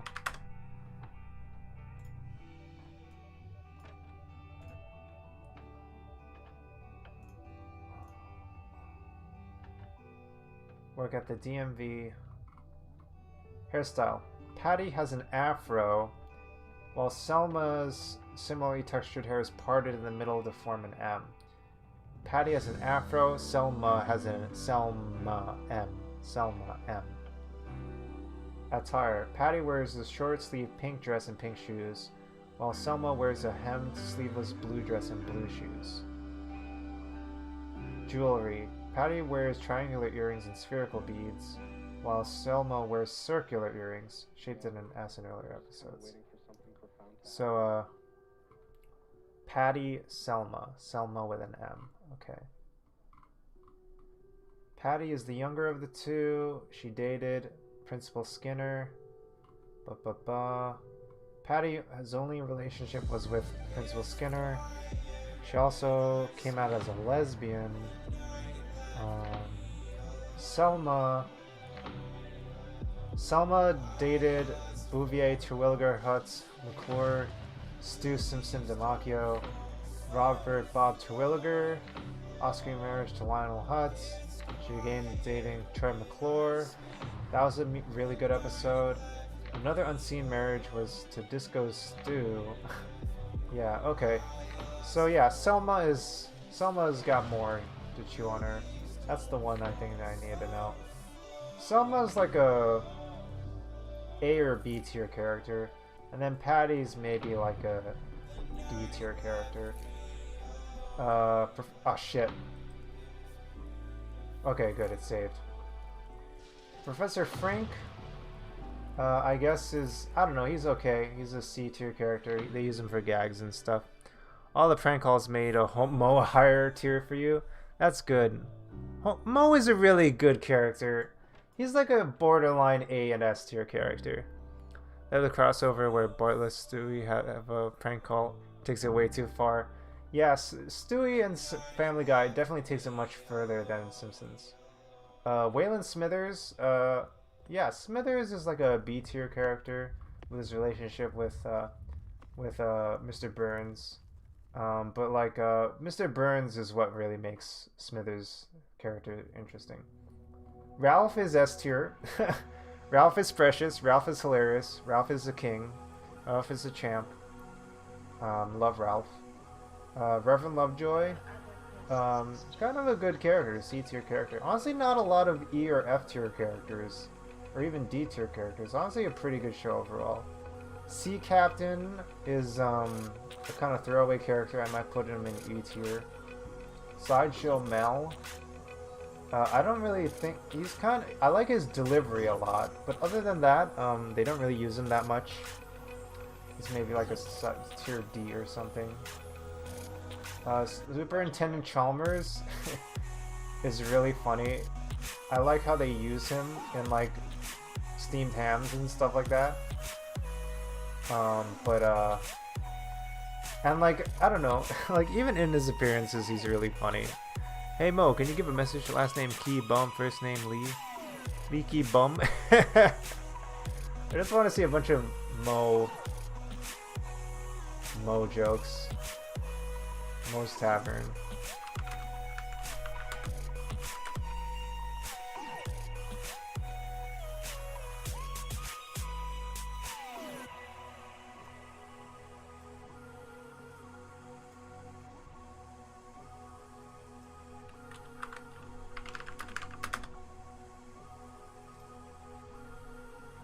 Hey everybody.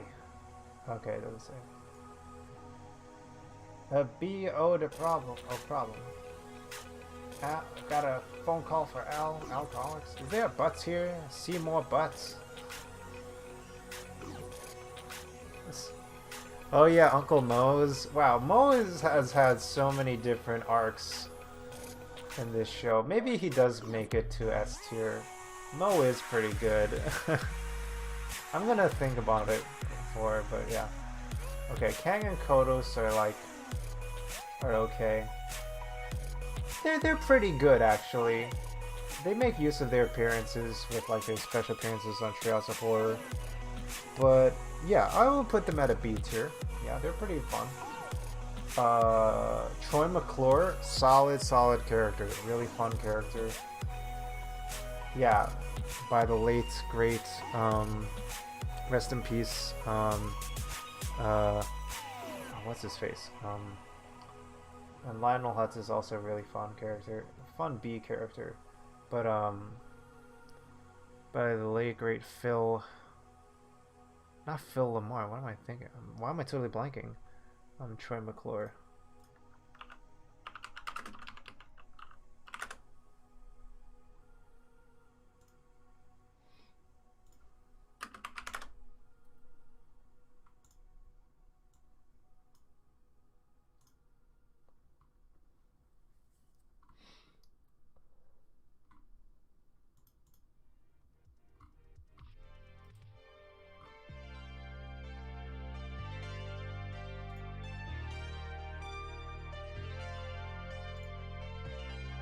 Oh boy, yeah, and he's at a funeral and stuff. Troy McClure's a really fun bit character. He's a pretty solid bit character. He's A tier to me. Phil Hartman, yes, Phil Hartman, yes. Yes, rest in peace, Phil Hartman.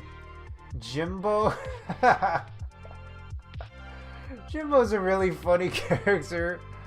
He's so, I don't know, they use him for really dumb one-off things. He's like, I want to put him in A tier just because it's hilarious, but he's a B character, I gotta admit. He's not... he's really... I would love to make him an A character, but I know he's not it. Oh, what is this guy's name again? Fridge. He's like a C tier or D tier character. Hey, that's abandoned. Oh, my wooden leg. Sherry and Terry. Yeah, Sherry and Terry are like E or F tier characters. Yeah. Oh, yo, Kirk Van Houten. You know, I'll put him right up there next to Milhouse as an A tier character. Can I get a feeling? Can I get a feeling? Will you be undivorced with me again? No. Oh, damn, man. Kirk Van Houten, love you, man. Yeah, poor Kirk Van Houten. Can I get an IP freely here? Hey, is there an IP freely? Bumblebee, man, they don't do much with him. He's like literally he's not completely only a stereotype, but he's like barely not a stereotype, so he's like F tier. Sharon Van Houten, she's okay. She's like a D tier character. And McBain / Rainier Wolfcastle is I feel like an A tier character. Very fun. Can I get a feeling? Hey, we have an IP freely here. Hey, we're looking for a leaky bum here. Leaky bum. Hey, looking for an alcoholic? Hey, who is this? When I find you, I'm gonna pull your butt out of your brains. Pull your brains out of your butt and make you suck down your butt. Alright, anyway. The writing's too good for that show. I can't improv it. Alright, I guess that's my tier list. Let me see if there's anything I want to move around. Solid, solid, solid, solid. Flanders, I don't know. Flanders might just be an A tier. I might downgrade Flanders. Ralph is a S tier. Sideshow Bob is S tier. Smithers is a good A tier. Clancy Wiggum is a good A tier. Krabappel is a good A tier. Hans Moleman is a good A tier. I don't know what Bumblebee Man would be a stereotype of. I guess he's supposed to be of like those really random shows and stuff, but like, yeah, maybe it's not a stereotype. Maybe it's more like a trope, if anything. But he's really not really like, he's just like a really cheap gag kind of character, I guess. Maybe he's not a stereotype, but he's a cheap gag character. But they should have better Hispanic and Latinx representation in the show. Hans Moleman is A tier. Martin Prince, very fun character. Mara Quimby, Vote Quimby, very fun character. Kirk Van Houten definitely deserves to be up here next to Milhouse. Nelson Muntz, a lot of fun. Yeah, maybe we will give it to him. Let's give it to him. Mo, you got the S tier. Troy McClure. You know what? I might give Troy McClure the S tier also. Troy McClure is a really fun character. Yeah. Rainier Wolfcastle, solid A character, solid ensemble character, really good moments. Abe Simpson, yeah, he's got I love his like really random lines and stuff. Maybe I'll bump him up to an A tier. Barney Gumble is a solid B tier. Willie's a good B tier, good ensemble character. Fat Tony Montana is I'll make him a B tier, yeah. Frank Grimes is B tier. Ken Brockman B. Maggie's a B. Maggie's not a B, but she's B tier. Jesus, that'd be rude. Jesus. Marge is B tier, I think. Honestly, I'll put her next to Selma. Selma's B tier. She's had a lot of good moments. Snake is a solid, interesting, fun character as a B tier. Smithers, maybe I'll take him down to C tier. They really make him into this funny, hilarious sycophant, though, so I'll keep him at B tier. Chalmers is a similar kind of character. It doesn't really do anything for the show. Yeah, Bumblebee Man doesn't do anything for the show. Kang and Kodos is B tier. They're pretty fun. Lionel Hutz, fun bit character. Jimbo Jones, I really want to put him in A tier, but I know in my heart he's a B tier. Why is that Fu in stereotype? He's a convenience store owner, and then like often the humor in his episodes are about his accent, and there's a whole documentary about him that actually talked about how that's by this amazing stand-up comedian that actually got a lot of flack for making the documentary. But yeah, there's yeah, the character has had a lot of good moments, but that being said, like, it's just like what it's done as a stereotype with the accent and stuff has been so harmful for South Asian Americans. And as a convenience store owner, thank you, come again, and like all that stuff, like just talking in a goofy way as the humor. And he's voiced by Hank Azaria, who's a white man, who like is just doing a goofy accent, and the whole time they just get cheap laughs out of him with him doing the goofy accent. Really a problematic character. So yeah, I gotta make him have the stereotype. So he's done too much harm, so he's gonna go in stereotype. So yeah, going to C tier, we have Carl. Yeah, fine enough character. C tier. He's pretty fun, but yeah, he's a C tier. Hibbert, Dr. Hibbert, he's a C tier character. Lou is C tier. I guess if all these characters are C tier. And Jimbo, Dr. Hibbert, Dr. Hibbert's maybe a C plus, but Lenny might make it a B tier, but he's still a C tier character. Dr. Frank, he's kind of a bit character. He's a C tier. Reverend Lovejoy has had good moments, but you know, still a C tier character. I forgot this old man's name, but he's a C tier character. He's had fun moments though. Edna Krabappel, Edna Skinner. Wait, is her name Edna? She's D tier. Nick Rivera, one off character, bit character, D tier. Otto D tier. Patty D tier. Sideshow Mel D tier.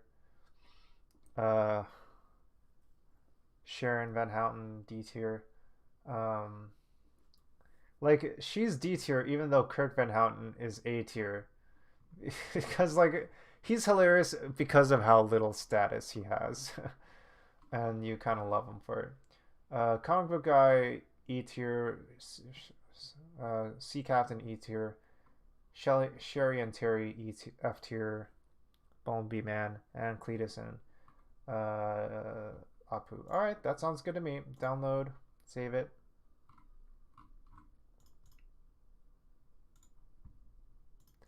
And then I'll post it to Discord.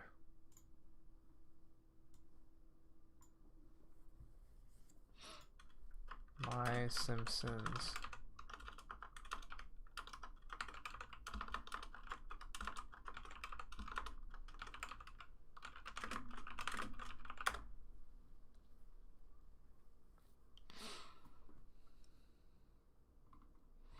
All right, Zero Warp, you want to share on stream? Okay, let's take a look. Let's save this image.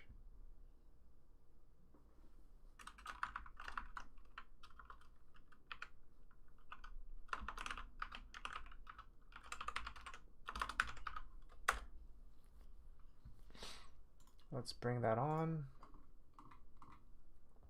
Oh, how do I even show it? Okay, Zero Warp, let's see. Let's see your above and beyond and the best. Yes. Okay, some similar stuff here. A lot of overlap. A lot of similar. Santa's Little Helper. Yeah, where is Santa's Little Helper? We'll get rid of If I Own the Simpsons franchise. Ooh, Nelson Muntz and Jimbo Jones. Yeah, they really are mean to Bart. But they exist as antagonists and stuff. Patty and Selma. Yeah, and Snowball, the cat. The thing is, we chose this shorter tier list, whereas like there's a full 124 character tier list, and that would have taken way too much time if we did that full tier list one. Dr. Hibbert, C tier. Kent Brockman. Ooh, Sideshow Bob, C tier. Wow. Skinner, B tier. That's pretty close to me. Willie, S tier. Willie is S tier. Oh my goodness. William Smithers, S tier. Martin, Millhouse is coming up. Things are coming up. Millhouse. Barney Gumble, S tier. This is very similar to my list. Hey, Apu. Oh, Apu. Apu is a really lovable character, I gotta say, but he's a problematic character. But I really do love Apu. I wish he were less problematic though. Bart, Homer, Maggie. Maggie's adorable. And just like how she fumbles around and stuff. Yeah, maybe I'll give her more credit. Lenny. Lenny is above and beyond. That's really good. I really hope Lenny gets more credit. Yeah, there's so many good Lenny memes too. Let me think. Lenny. What is it? Lenny Leonard? Yes, Lenny Leonard. Oh, Lenny Leonard's also a wrestler?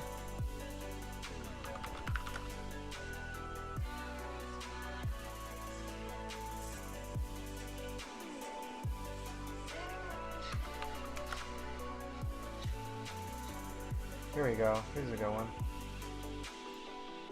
I love this GIF. And I love this one. This one's pretty good when they're coming back from a ball game and he's drinking and stuff.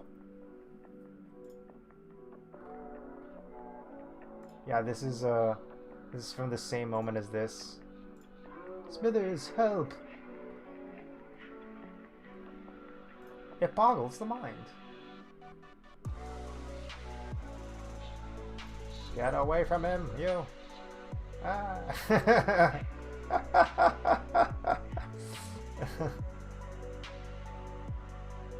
Alright. Yeah, good Lenny Leonard. Now they're just showing Leonard Nimoy. Alright, so yeah. Lenny is a good character. Yeah, Lenny is a good character. Otto's here. What about Otto? Yeah. Otto's a pretty good character. Yeah. I guess you see a lot of like Ned Flanders, and he's a really lovable character. Maybe he does deserve the S. Like, he's so funny. Like he has a lot of amazing moments. Yeah, maybe he should be S tier. Ralph definitely deserves S tier. Lisa's A tier? Interesting. Okay. I would have given Lisa S tier, but okay, that's fair enough. Lisa can be, yeah, I can see why. I can see that. Let me see. Chief Wiggum, Hans Moleman is up there. Carl, Mr. Burns. The bus. Oh, Otto. Bus driver Otto. Yeah. Hey, hey, Otto man. Hey, what's going, Otto man? Okay. Abe Simpson, Dr. Hibbert, Ken Brockman. Yeah, Ken Brockman, kind of similar to Professor Frank. I like Sideshow Bob a lot, honestly. He's a really fun. Delivered by Kelsey Grammer. I love Kirk Van Houten. But yeah, maybe I would give it to Milhouse rather than Kirk. Sherry and Terry, Nick Rivera, Anna Krabappel, Reverend Lovejoy, Sideshow Mel, Bumblebee Man, Frank Grimes. Oh, okay. Ken Kodos, Sea Captain. That's a Badland, Sharon. Cletus. This is Fat Tony. Superintendent Chalmers. Troy McClure, Lionel Hutz. Rainier Wolfcastle. Okay, cool. Who you liked? The cool neighbor girl that Bart had a crush on. Ooh, that's interesting. Let me see. Was that from the Lovejoys?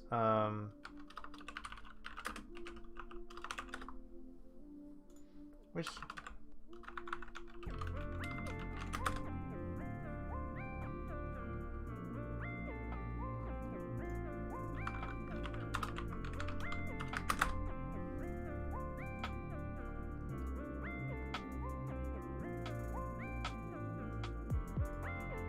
Was it this character? She's a fun one-off character. Oh. Her whole... I mean... Wait a second. Is this the character, Schmadia? Is this the character? Oh boy.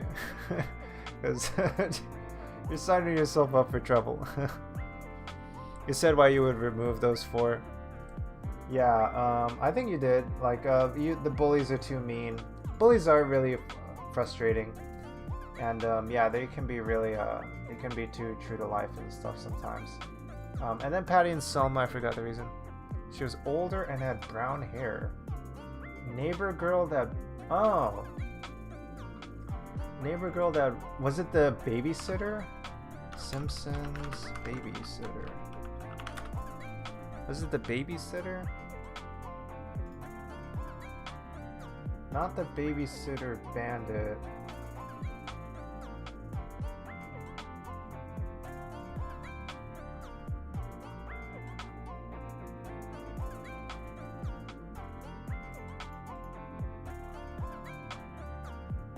Was she like older or something?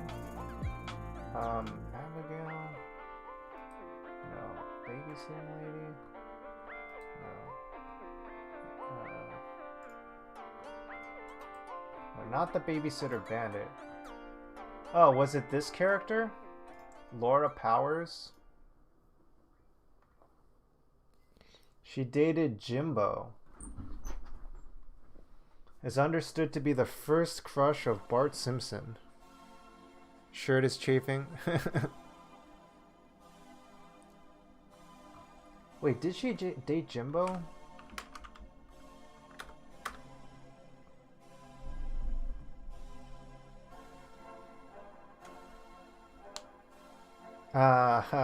Laura shows that Jimbo was no good for her and said that she would date Bart if he were a little older. If you had a bad teenage mustache, I'd go out without you within an instant, and then she kissed Bart. Huh. Oh, the shirt is shaving. Laura Powers. I totally don't remember her name. She has this kind of like 80s military jacket. Look, this is kind of like an 80s thing, I guess. But, oh man. Yeah, I'm trying to remember. Laura, she has a tomboyish style too. Laid back, quick-witted, charming personality, outgoing, upbeat, great deal of etiquette and manners due to a strict and rigorous childhood. Very worldly, able to quickly adapt. Let me see if we can find some gifts here. Damn. Jimbo's such a bum. No, dude. Ooh. They really do make you find her appealing. Oh my goodness, there she is in the comic. Fortunately, this is the wiki, so it's not got fan art. They really do make her an appealing character. Oh, okay, there she is kissing Jimbo. Oh, she's dressed up. And she's I think that's the scene where she's about to destroy Bart's heart. You weren't needing this, were you? And she also has this tomboyish style, so she like messes with his ear and stuff. Itchy and Scratchy, the best duo in Simpsons. Oh, this is from the book. Oh, she has a corporal jacket. Taste in boys, rebellious quasi-thugs. So that's why she liked, her upbringing was painfully strict. So that's why she liked Jimbo, and that's probably why she liked Bart.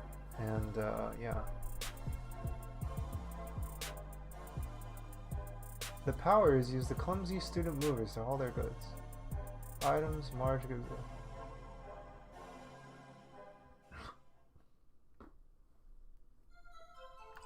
So you can zoom in here. Hello, Most Tavern. Hey, just a second, I'll check. Tavern. Amanda Hugginkiss? Hey, I'm looking for Amanda Hugginkiss. Why can't I find Amanda Hugginkiss? Alright, that's Moses lack there. Yeah, I maybe should have raised Mo's tier status.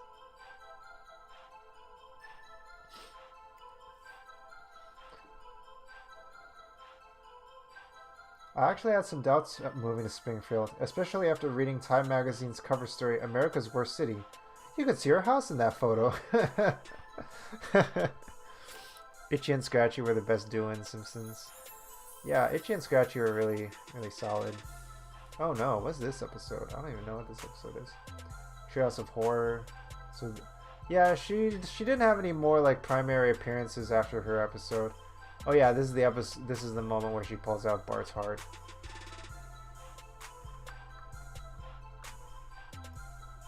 But yeah, they really do make her like this kind of fun tomboyish character that like is a love interest for Bart in the show, and they really ship her as someone that like is attractive to Bart and stuff. So yeah.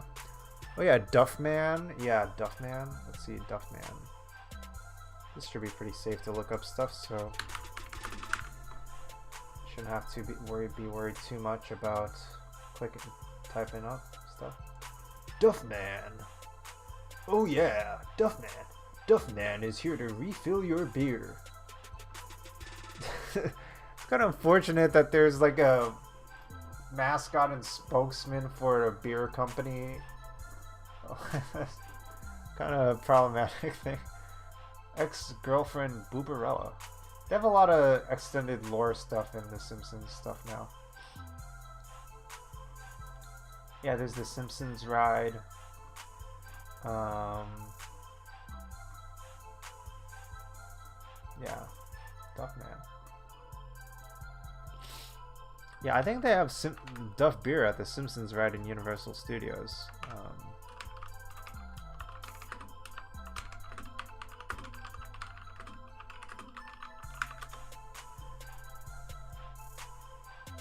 Yeah, there's like a Duff beer merchandise if you go to, okay, Universal Studios Florida, Duff beer.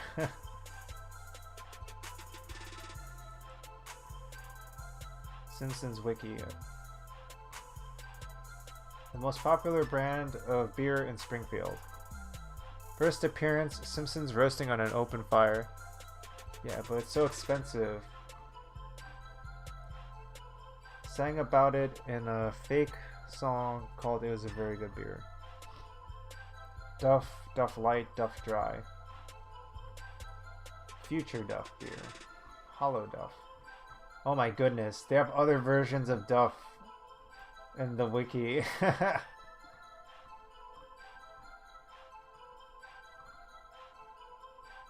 Has been likened to Budweiser beer, Budman, who's similar to Duffman.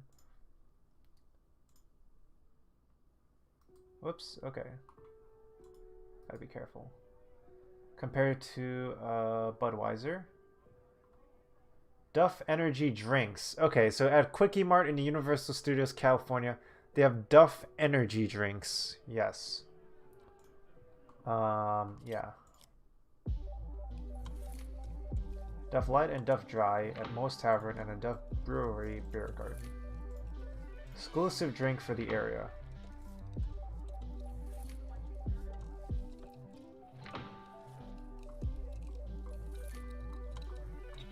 Have those in some places in the UK as well. Oh wow, I didn't know that. Duff Beer Distribution was first set up in early 2011 in the UK, specializing in the import and distribution of the legendary Duff beer. Oh, okay. Huh. Oh, that's really cool. American pop cultural representation of alcoholism makes it to the UK. Very rare since they import them.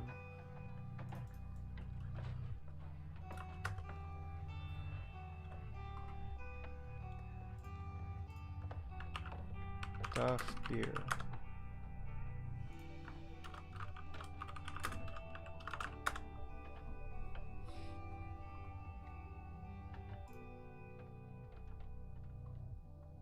Wait, no, there's an actual beer called Duff beer. That's not right.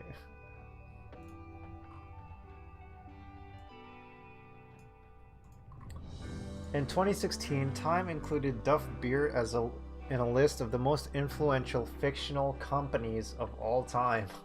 Oh my goodness. 20th Century Fox producer Simpsons began selling licensed Duff beer in Chile with a view to drive out brand jacking. And there's an official version sold with 3 variations near the Simpsons ride at Universal Studios. Can't drink them. Duff beer looked delicious as a kid. I was so disappointed when I tasted beer for the first time. Yeah, I think it's weird how like Simpsons is like supposed to be like a so it's so they make it like Homer makes it look so good and stuff, but yeah, beer is not good. And like I don't know, yeah, but like it is weird how like, you know, I'm watching Simpsons, it's a family show. They talk about beer a lot in the show. They make Homer worship beer and stuff. But then when I actually had beer as an adult, beer was actually like very disappointing and not tasty at all. Honestly, when I drink beer, when I drink like ginger ale, it's like what I hope like champagne is gonna taste like. But usually like alcohol doesn't taste as good as like, you know, like a soda or something. Matt Groening has stated he will not license the Duff trademark to brew an actual beer over concern that it would encourage children to drink the very thing we're talking about. However, there have been a few notable cases of individuals and companies and persons who use the term Duff beer with varying success. That's pretty cool. That's pretty cool of Matt Groening to say that. That's cool. Daleside Brewery in England makes a beer called Duff. Duff Beer UG's beer. The legendary Duff beer.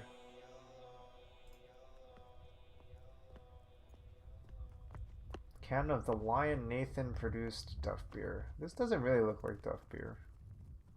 Legendary Duff beer. Duff Beverage GmbH.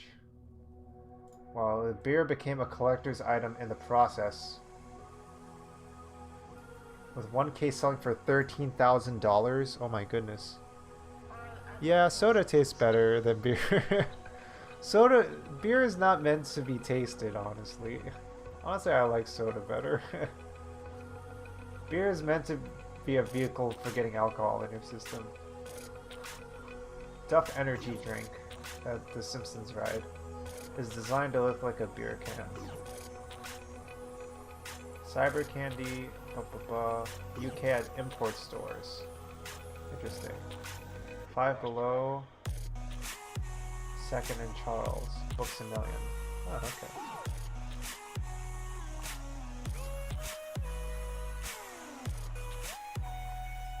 Honestly, I don't even like energy drinks that much either. It is a parody of stereotypical mass market American lager. Cheap, poor quality, and heavily marketed everywhere. Of a local one which works. Oh, okay. Which works? What do you mean by that? What? Interesting. Kind of curious. Let's see. Which works? They sell Gatorade, Takis, and Lucky Charms. Oh, that sounds good. Oh, I love those things. Oh, wow, they sell those in the UK also. Great. Yeah. Yeah, yeah. Takis? Man, I could go for some Takis right now. Lucky Charms. Everything you want. Yeah, lots of goodies. Nice.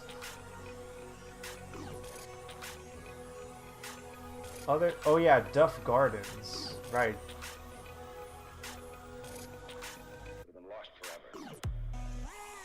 Duff Gardens is a whole episode of Simpsons.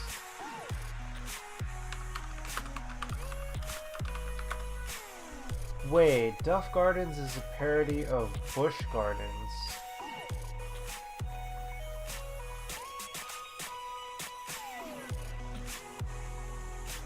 Wait a second. Okay, hold up. It's just occurring to me. Duff Gardens is a parody of Busch Gardens. And I just had my mind blown for a second. I didn't even realize Busch Gardens is named after Anheuser-Busch, the beer company. I didn't realize that. This is a theme park made by an alcohol company. Yeah, what the heck? That's messed up. They have theme parks. They have 12 breweries as one of the largest theme park operators. Busch Entertainment. They own SeaWorld? What?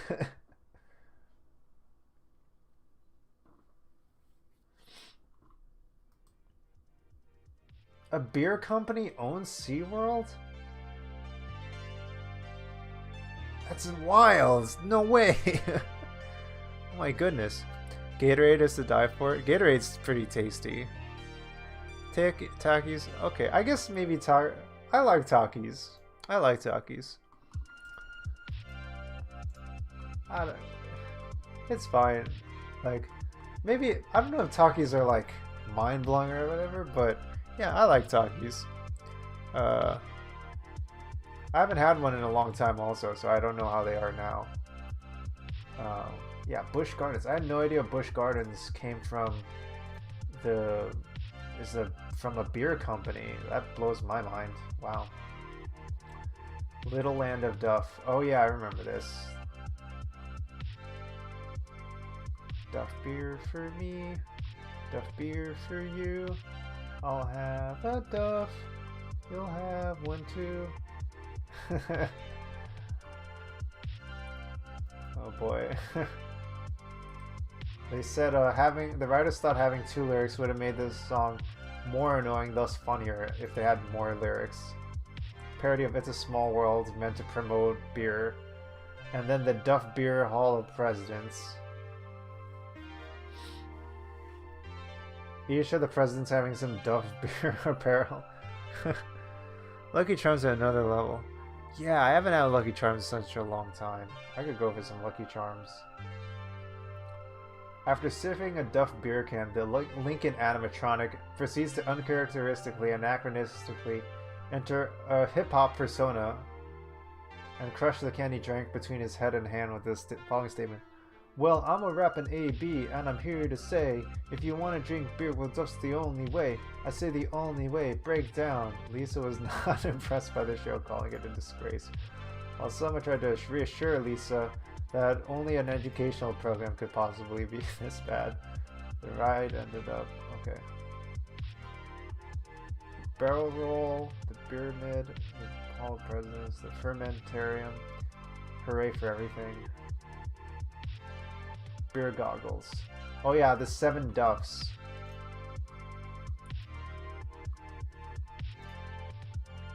Here's the 7 Duffs, a parody of the 7 Dwarfs. Edgy, remorseful, dizzy, tipsy, surly, queasy, and sleazy.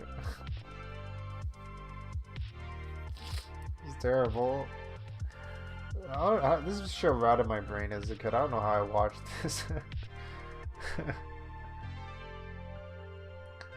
Edgy, remorseful, dizzy, tipsy, surly, queasy, and sleazy. Oh, interesting. And they're in the game Simpsons Hit and Run. That's cool. Obvious parody of the 7 Dwarfs.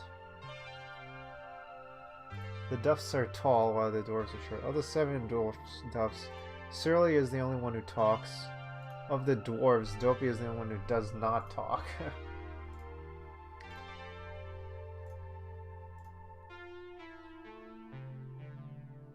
Oh, interesting. Only Tipsy, Queasy, and Surly and Remorseful are named in Selma's Choice. Sleazy's name is revealed in Pygmalion, and Edgy and Dizzy's are in the poster in most of The Simpsons Hit and Run. Oh, wow. Interesting. This was a good game. I enjoyed this game a lot. This was like a really solid, one of the best, if not the best, Simpsons video game ever made. It definitely is a kind of show that when you watch growing up, you're like, hey, wait a minute. Ooh, Glacier Freeze Gatorade. That's good. That's good. Oh man, now I want to get that. That's so good when you're, that's good when you're like dehydrated, especially when you're feeling dehydrated and want some electrolytes and stuff. That stuff's really good. That's one of the redeeming things about when you're dehydrated and stuff is like when you get to have you know, some nice I love Mo. Mo's great. Yeah, some Gatorade. Gatorade's really good. Simpsons game on DS. Ooh, cool. Just character tiers? Yeah, we did character tiers today. It already took us a long time to do them. Hey, what up, Useless? Good to see you, Useless Happy. Let's give a shout out to Useless Happy.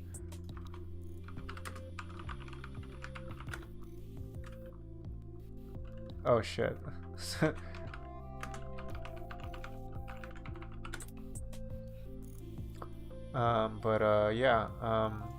It's good. Nice.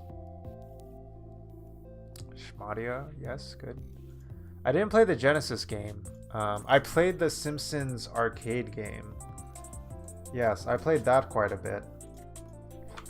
I think it might have been like the Genesis game. Actually, I could look that up here, can't I? Simpsons arcade.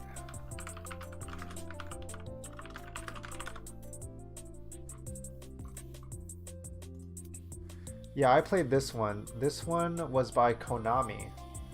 Very similar to Teenage Mutant Ninja Turtles. Later released an emulated version for Xbox 360 and PS3. Yeah, it looked like this. This cabinet. Oh, this takes me back. This is so nostalgic. And then these were the villains in it, which like felt like they had nothing to do with the show or the stuff. Yeah. Maggie's a B. She's an S tier. Yeah, I feel like that might be a little controversial. Yeah, I gave Maggie a B tier. They don't really do much with her. She is very sweet though. She is very adorable. Yeah, maybe she does deserve more. Simpsons game on DS. Yeah, the Simpsons game for DS. I think I did play the Simpsons DS game. I think the Simpsons DS game was Simpsons game, but also ported to the DS. It was pretty good, actually. That one's actually pretty good. And yeah, it's an adaptation of the Simpsons game. Let me see if we can find it. I don't know if you have. Here's all the villains, bad guys. You beat them up. Bart Devil, yeah. Professor Werner von Braun, Krusty Balloon. These are the bosses. Big Goon Boss, Small Goon Boss. These the characters were not in the show. Bowling Ball, Kabuki Master. Like, what is this? There's also like a weird version of Waylon Smithers by Konami. Here's Robot Suit Burns. I really love this game when I played it on. This is No Disgrace Like Home. I really love. Yeah, he has his design from this episode of Simpsons, and yeah, this is how Smithers looks here with blue hair and black glasses. So that's why it looks like this. He had to jump on a chocolate at the start. That's all I remember. Yeah, Simpsons game is good. Yeah, it was a console game, and then they also released it for DS. And I think it came out the same time as the movie.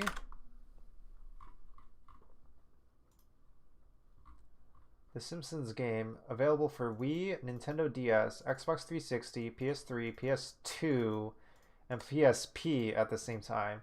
So it's all these games at the same time. Tim Long, Matt Selman, Matt Warburton. Self-referential in nature, Simpsons family discovering they're forced to participate in another Simpsons game.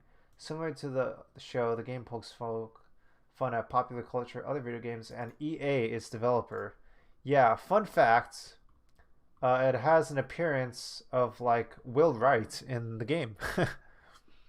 Maggie S tier for Who Shot Mr. Burns. Oh my goodness, that's really funny. Maggie didn't hold back. Maggie knew what was up.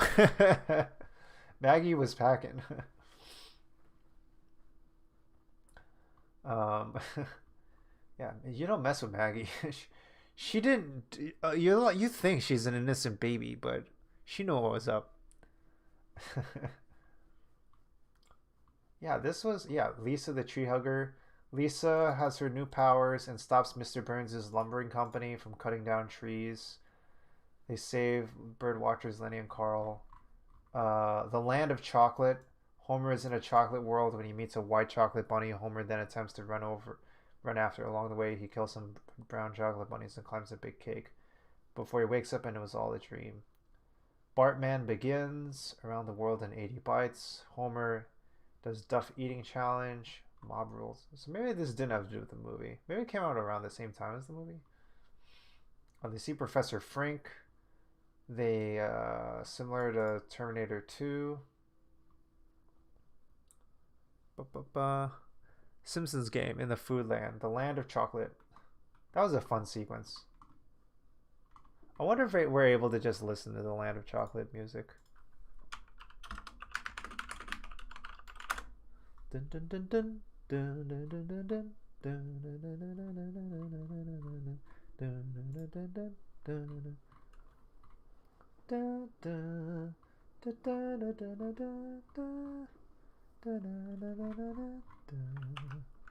dun, dun, dun. We come from the land of chocolate. The land of chocolate. I thought the Land of Chocolate was from something else, but it's actually from. They actually composed the original music for the Land of Chocolate sequence. I just thought it sounded so classic that I couldn't believe it was originally composed for that Simpsons episode. And and I think it is one of the soundtracks they play at the Simpsons ride, Quickie Mart, convenience store, and Universal is the Land of Chocolate music. Makes me so nostalgic.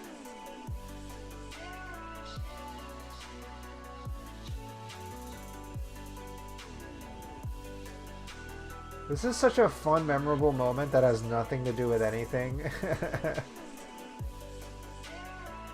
And then he goes to a chocolate shop. The ending of the sequence is that even though he's been eating chocolate everywhere for free, he sees a chocolate shop and it says half price. In his own vision, in his own daydream, he sees it half price. It's really funny. Oh man. Oh, the land of chocolate.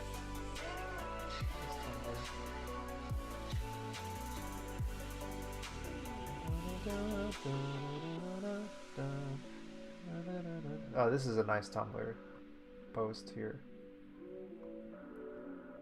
Epic.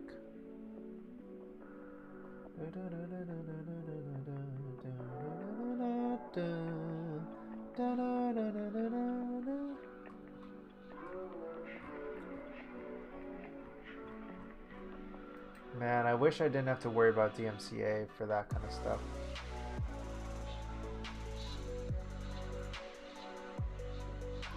Oh wow, yeah, this, man, I forgot this is what it looked like when you were in the game itself. Maybe we could watch some footage of the Simpsons game. I think we could just do that.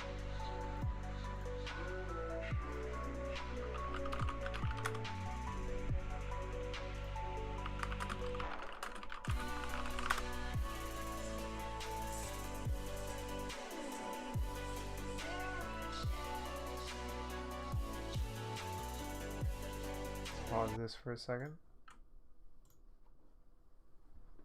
Let's turn this up. YouTube copyright? Yeah. If we do a trailer, it should probably be fine. If you gotta get in the game, you gotta get with the family. Homer, Marge, Lisa, and Bart. Don't you understand, son? Your whole life has been a video game. This fall, roll with your homies. Cool. I start this riot in the name of decency. This is epic.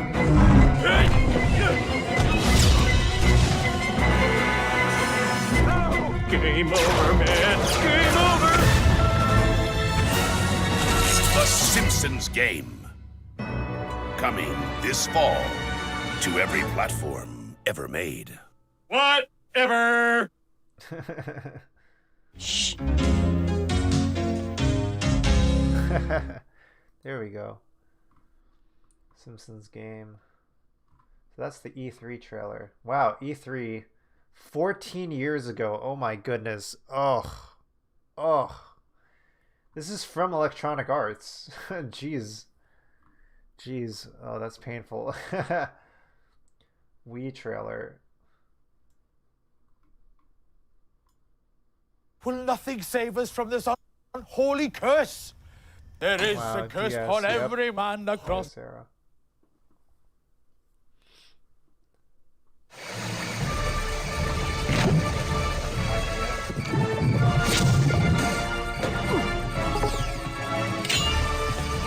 I feel like this game wasn't that old, but it is pretty old.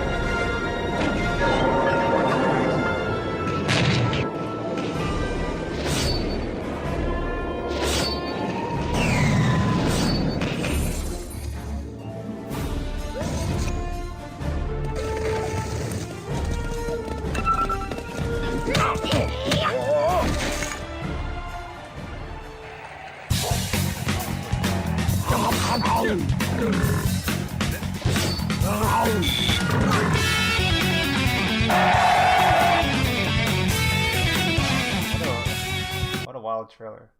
What is this one? Oh my goodness.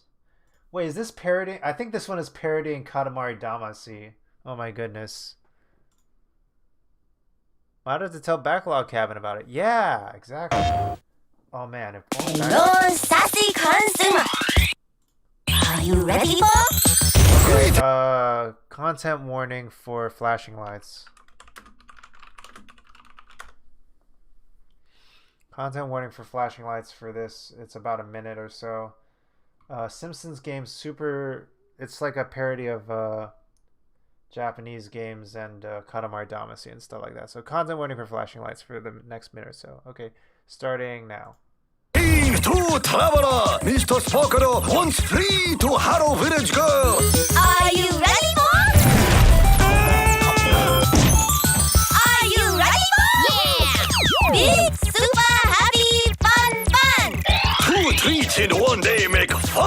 opportunities doubled. Fun for Sparkle. Now reverse it. Fun, happy, super big. With Mr. Dot, Supreme Lisa, Captain Homer, I summon wonderful magical animal. and Mr. Sparkler. Are you ready for the big, super happy fun? Then join American compatriots for a large combination adventure. Big, super happy fun. Most disrespectful. Only in the Simpsons game. Wow. PlayStation 3, starting at $3.99. PlayStation 3 for $3.99. Wow. Oh my goodness. Oh, Simpsons video games commercial collection. Wow, we could just watch that for a bit. Well, it's getting pretty late. I don't know. Yeah, maybe this will be the last thing we do for the night. It's 7 minutes long. But yeah, get it for the Wii. Yeah. I made you. Look!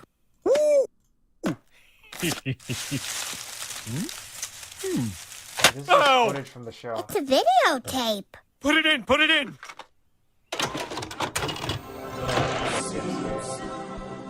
Okay. Boring. Bart! Go to bed! Sure thing, Dad. It's Bart versus the Space Mutants for your NES. Rumba. Only Bart Simpson can save the Earth. Okay. Get the Simpsons game for your NES from Acclaim. Bart!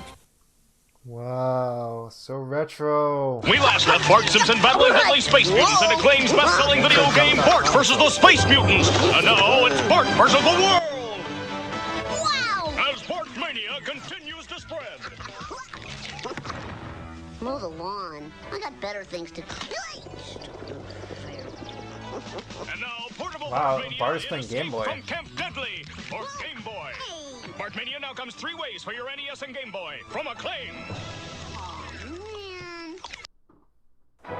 Hey kids, it's the Golden Joystick Award. The most unsportsmanlike conduct on Game Boy. Bart versus the Juggernaut. The best superhero performance on NES.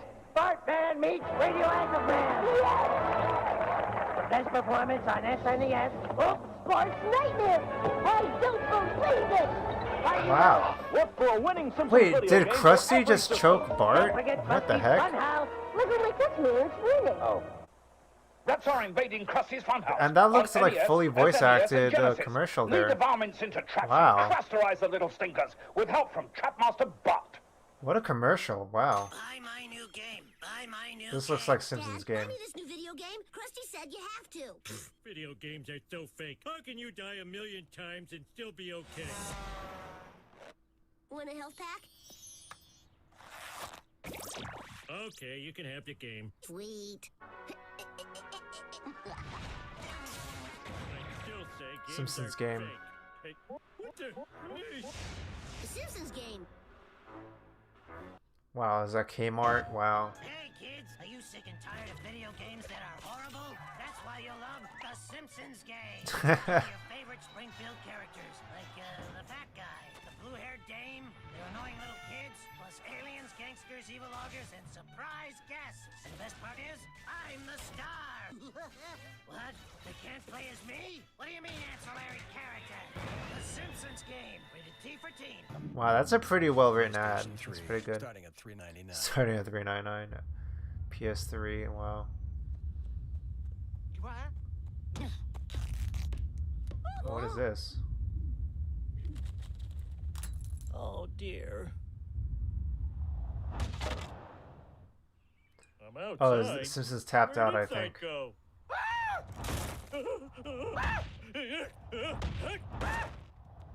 Yeah. What? Why are you doing this to me? Because if I tap you 10 times in this game, I get free donuts. Are you saying I'm not real? I'm just a character in a game, and there are free donuts? Mm-hmm. Let's do this, giant me! Download The Simpsons Tapped Out for free and tap Homer 10 times in a row. In addition to in-game donuts, you'll receive a special bonus decoration. This game is life-ruiningly fun. Oh no. Oh no. But it actually is like Have you been life-ruiningly. spending too much time with your family? It's the point of the Do game. you sometimes feel you're too productive at work? Then you might Tapped benefit out. from The Simpsons Tapped Out, a free-to-play game now available on your mobile platform. In Some of the Tapped games are Out, pretty good. You and Homer team up to build the Springfield of your dreams. Homer may only know you as an all-powerful giant Skyfinger, but he'll love you just the same. And soon, you'll want nothing more than to spend all of your time with him. Side effects of Tapped Out include frequent workplace demotions, sudden and uncontrollable flakiness, loss of others' respect, and trouble caring about anything besides Homer and his little pretend world. Leaving your phone in another room may not alleviate these symptoms. Free-to-play gaming is not for everyone. If your spouse starts getting annoyed, consider tapering off. Or get a new spouse. Or just forget about your fellow humans altogether. That's Homer is really the only weird friend how you'll they're need. If parodying you're tired like of being a successful, healthy person, Tapped Out may be able to help. it's really weird how they're parodying drug addiction or video game This addiction fall, stuff, even though the we Simpsons don't have take video on game their addiction greatest warnings yet. nemesis ever. The game that keeps beating them in the App Store. Finally, something to do in the game besides just tap. Download the latest Boy. update of The Simpsons Tapped Out. New levels, They have a new lot of ads characters, for this. new buildings, new quests, Apples. and lots of new dialogue to tap through without reading. Oh, no! Finally, something else to do with your index finger. The non-denominational Gosh, winter there's so many holiday of these. update of The Simpsons Tapped Out. With holiday decorations, holiday presents, holiday trees, and holiday raccoons. Download Tapped Out and celebrate non-denominational winter holiday. Oh, who are we kidding? It's Christmas, folks. Christmas. Even if you don't celebrate it, you know that it's going on, right? The Halloween update of The Simpsons Tapped Out. With ghosts, gremlins, and good writing, sort of. Are you ready? Well, duh. And the best part is, it's free. Sort of. Your preoccupation with The Simpsons Tapped Out has always been alarming. But with the new Halloween update, your Oh, that's obsession will Kif. become downright Oh, there's the donut thing. disturbing. Download The Simpsons Tapped Out. They have a Find lot out of why these everyone ads. else is staring at their phone. There's like another minute of this. Tap, tap, tap, tap. Yeah, I tried to play it. I couldn't get into it too deeply. I got into it. I tried it out when they had the new Apple Store game unlockable. The Simpsons Tapped Out.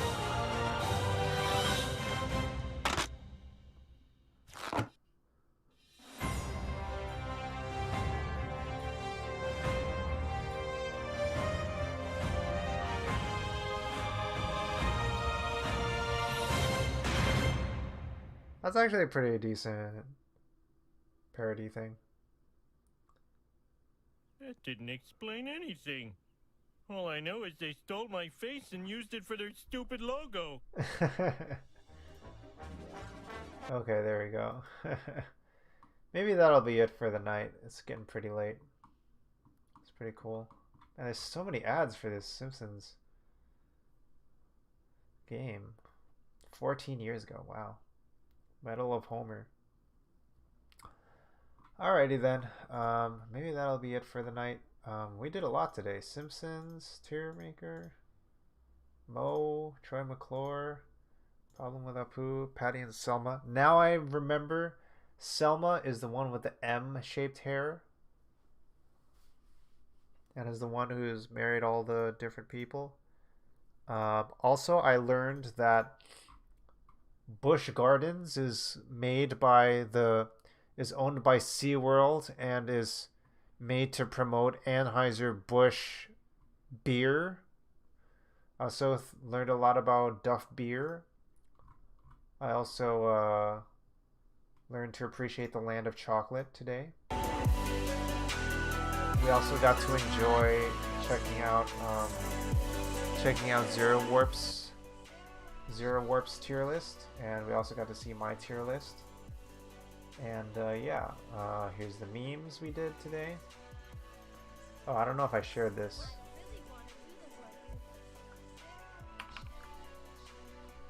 Meme collection.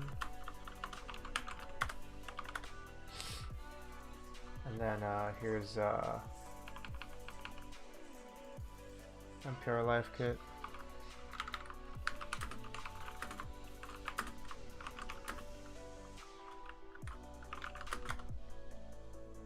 Positive self-talk. Happy little accidents. And then also, let's do a shameless plug for me. And then we'll do, remember what mudita means. It means joy at another's joy.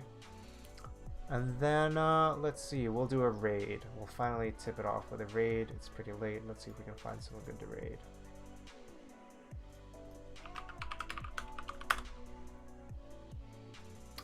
Let's see who's on.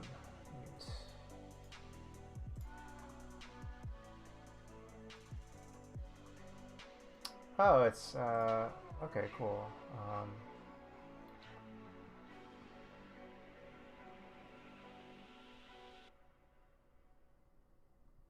Let's see. I guess people are already pretty familiar with Pure PhD, so we could just raid Pure PhD again. Let's see how active they are. Let me just see what they're up to in their game right now. They're playing. Okay, they're playing Final Fantasy VIII. They're playing a Final Fantasy VIII randomizer. So yeah. So let's raid PR PhD. Whoops.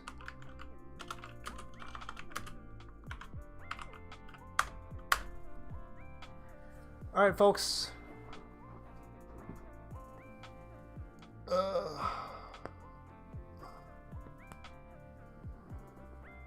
That was a fun stream.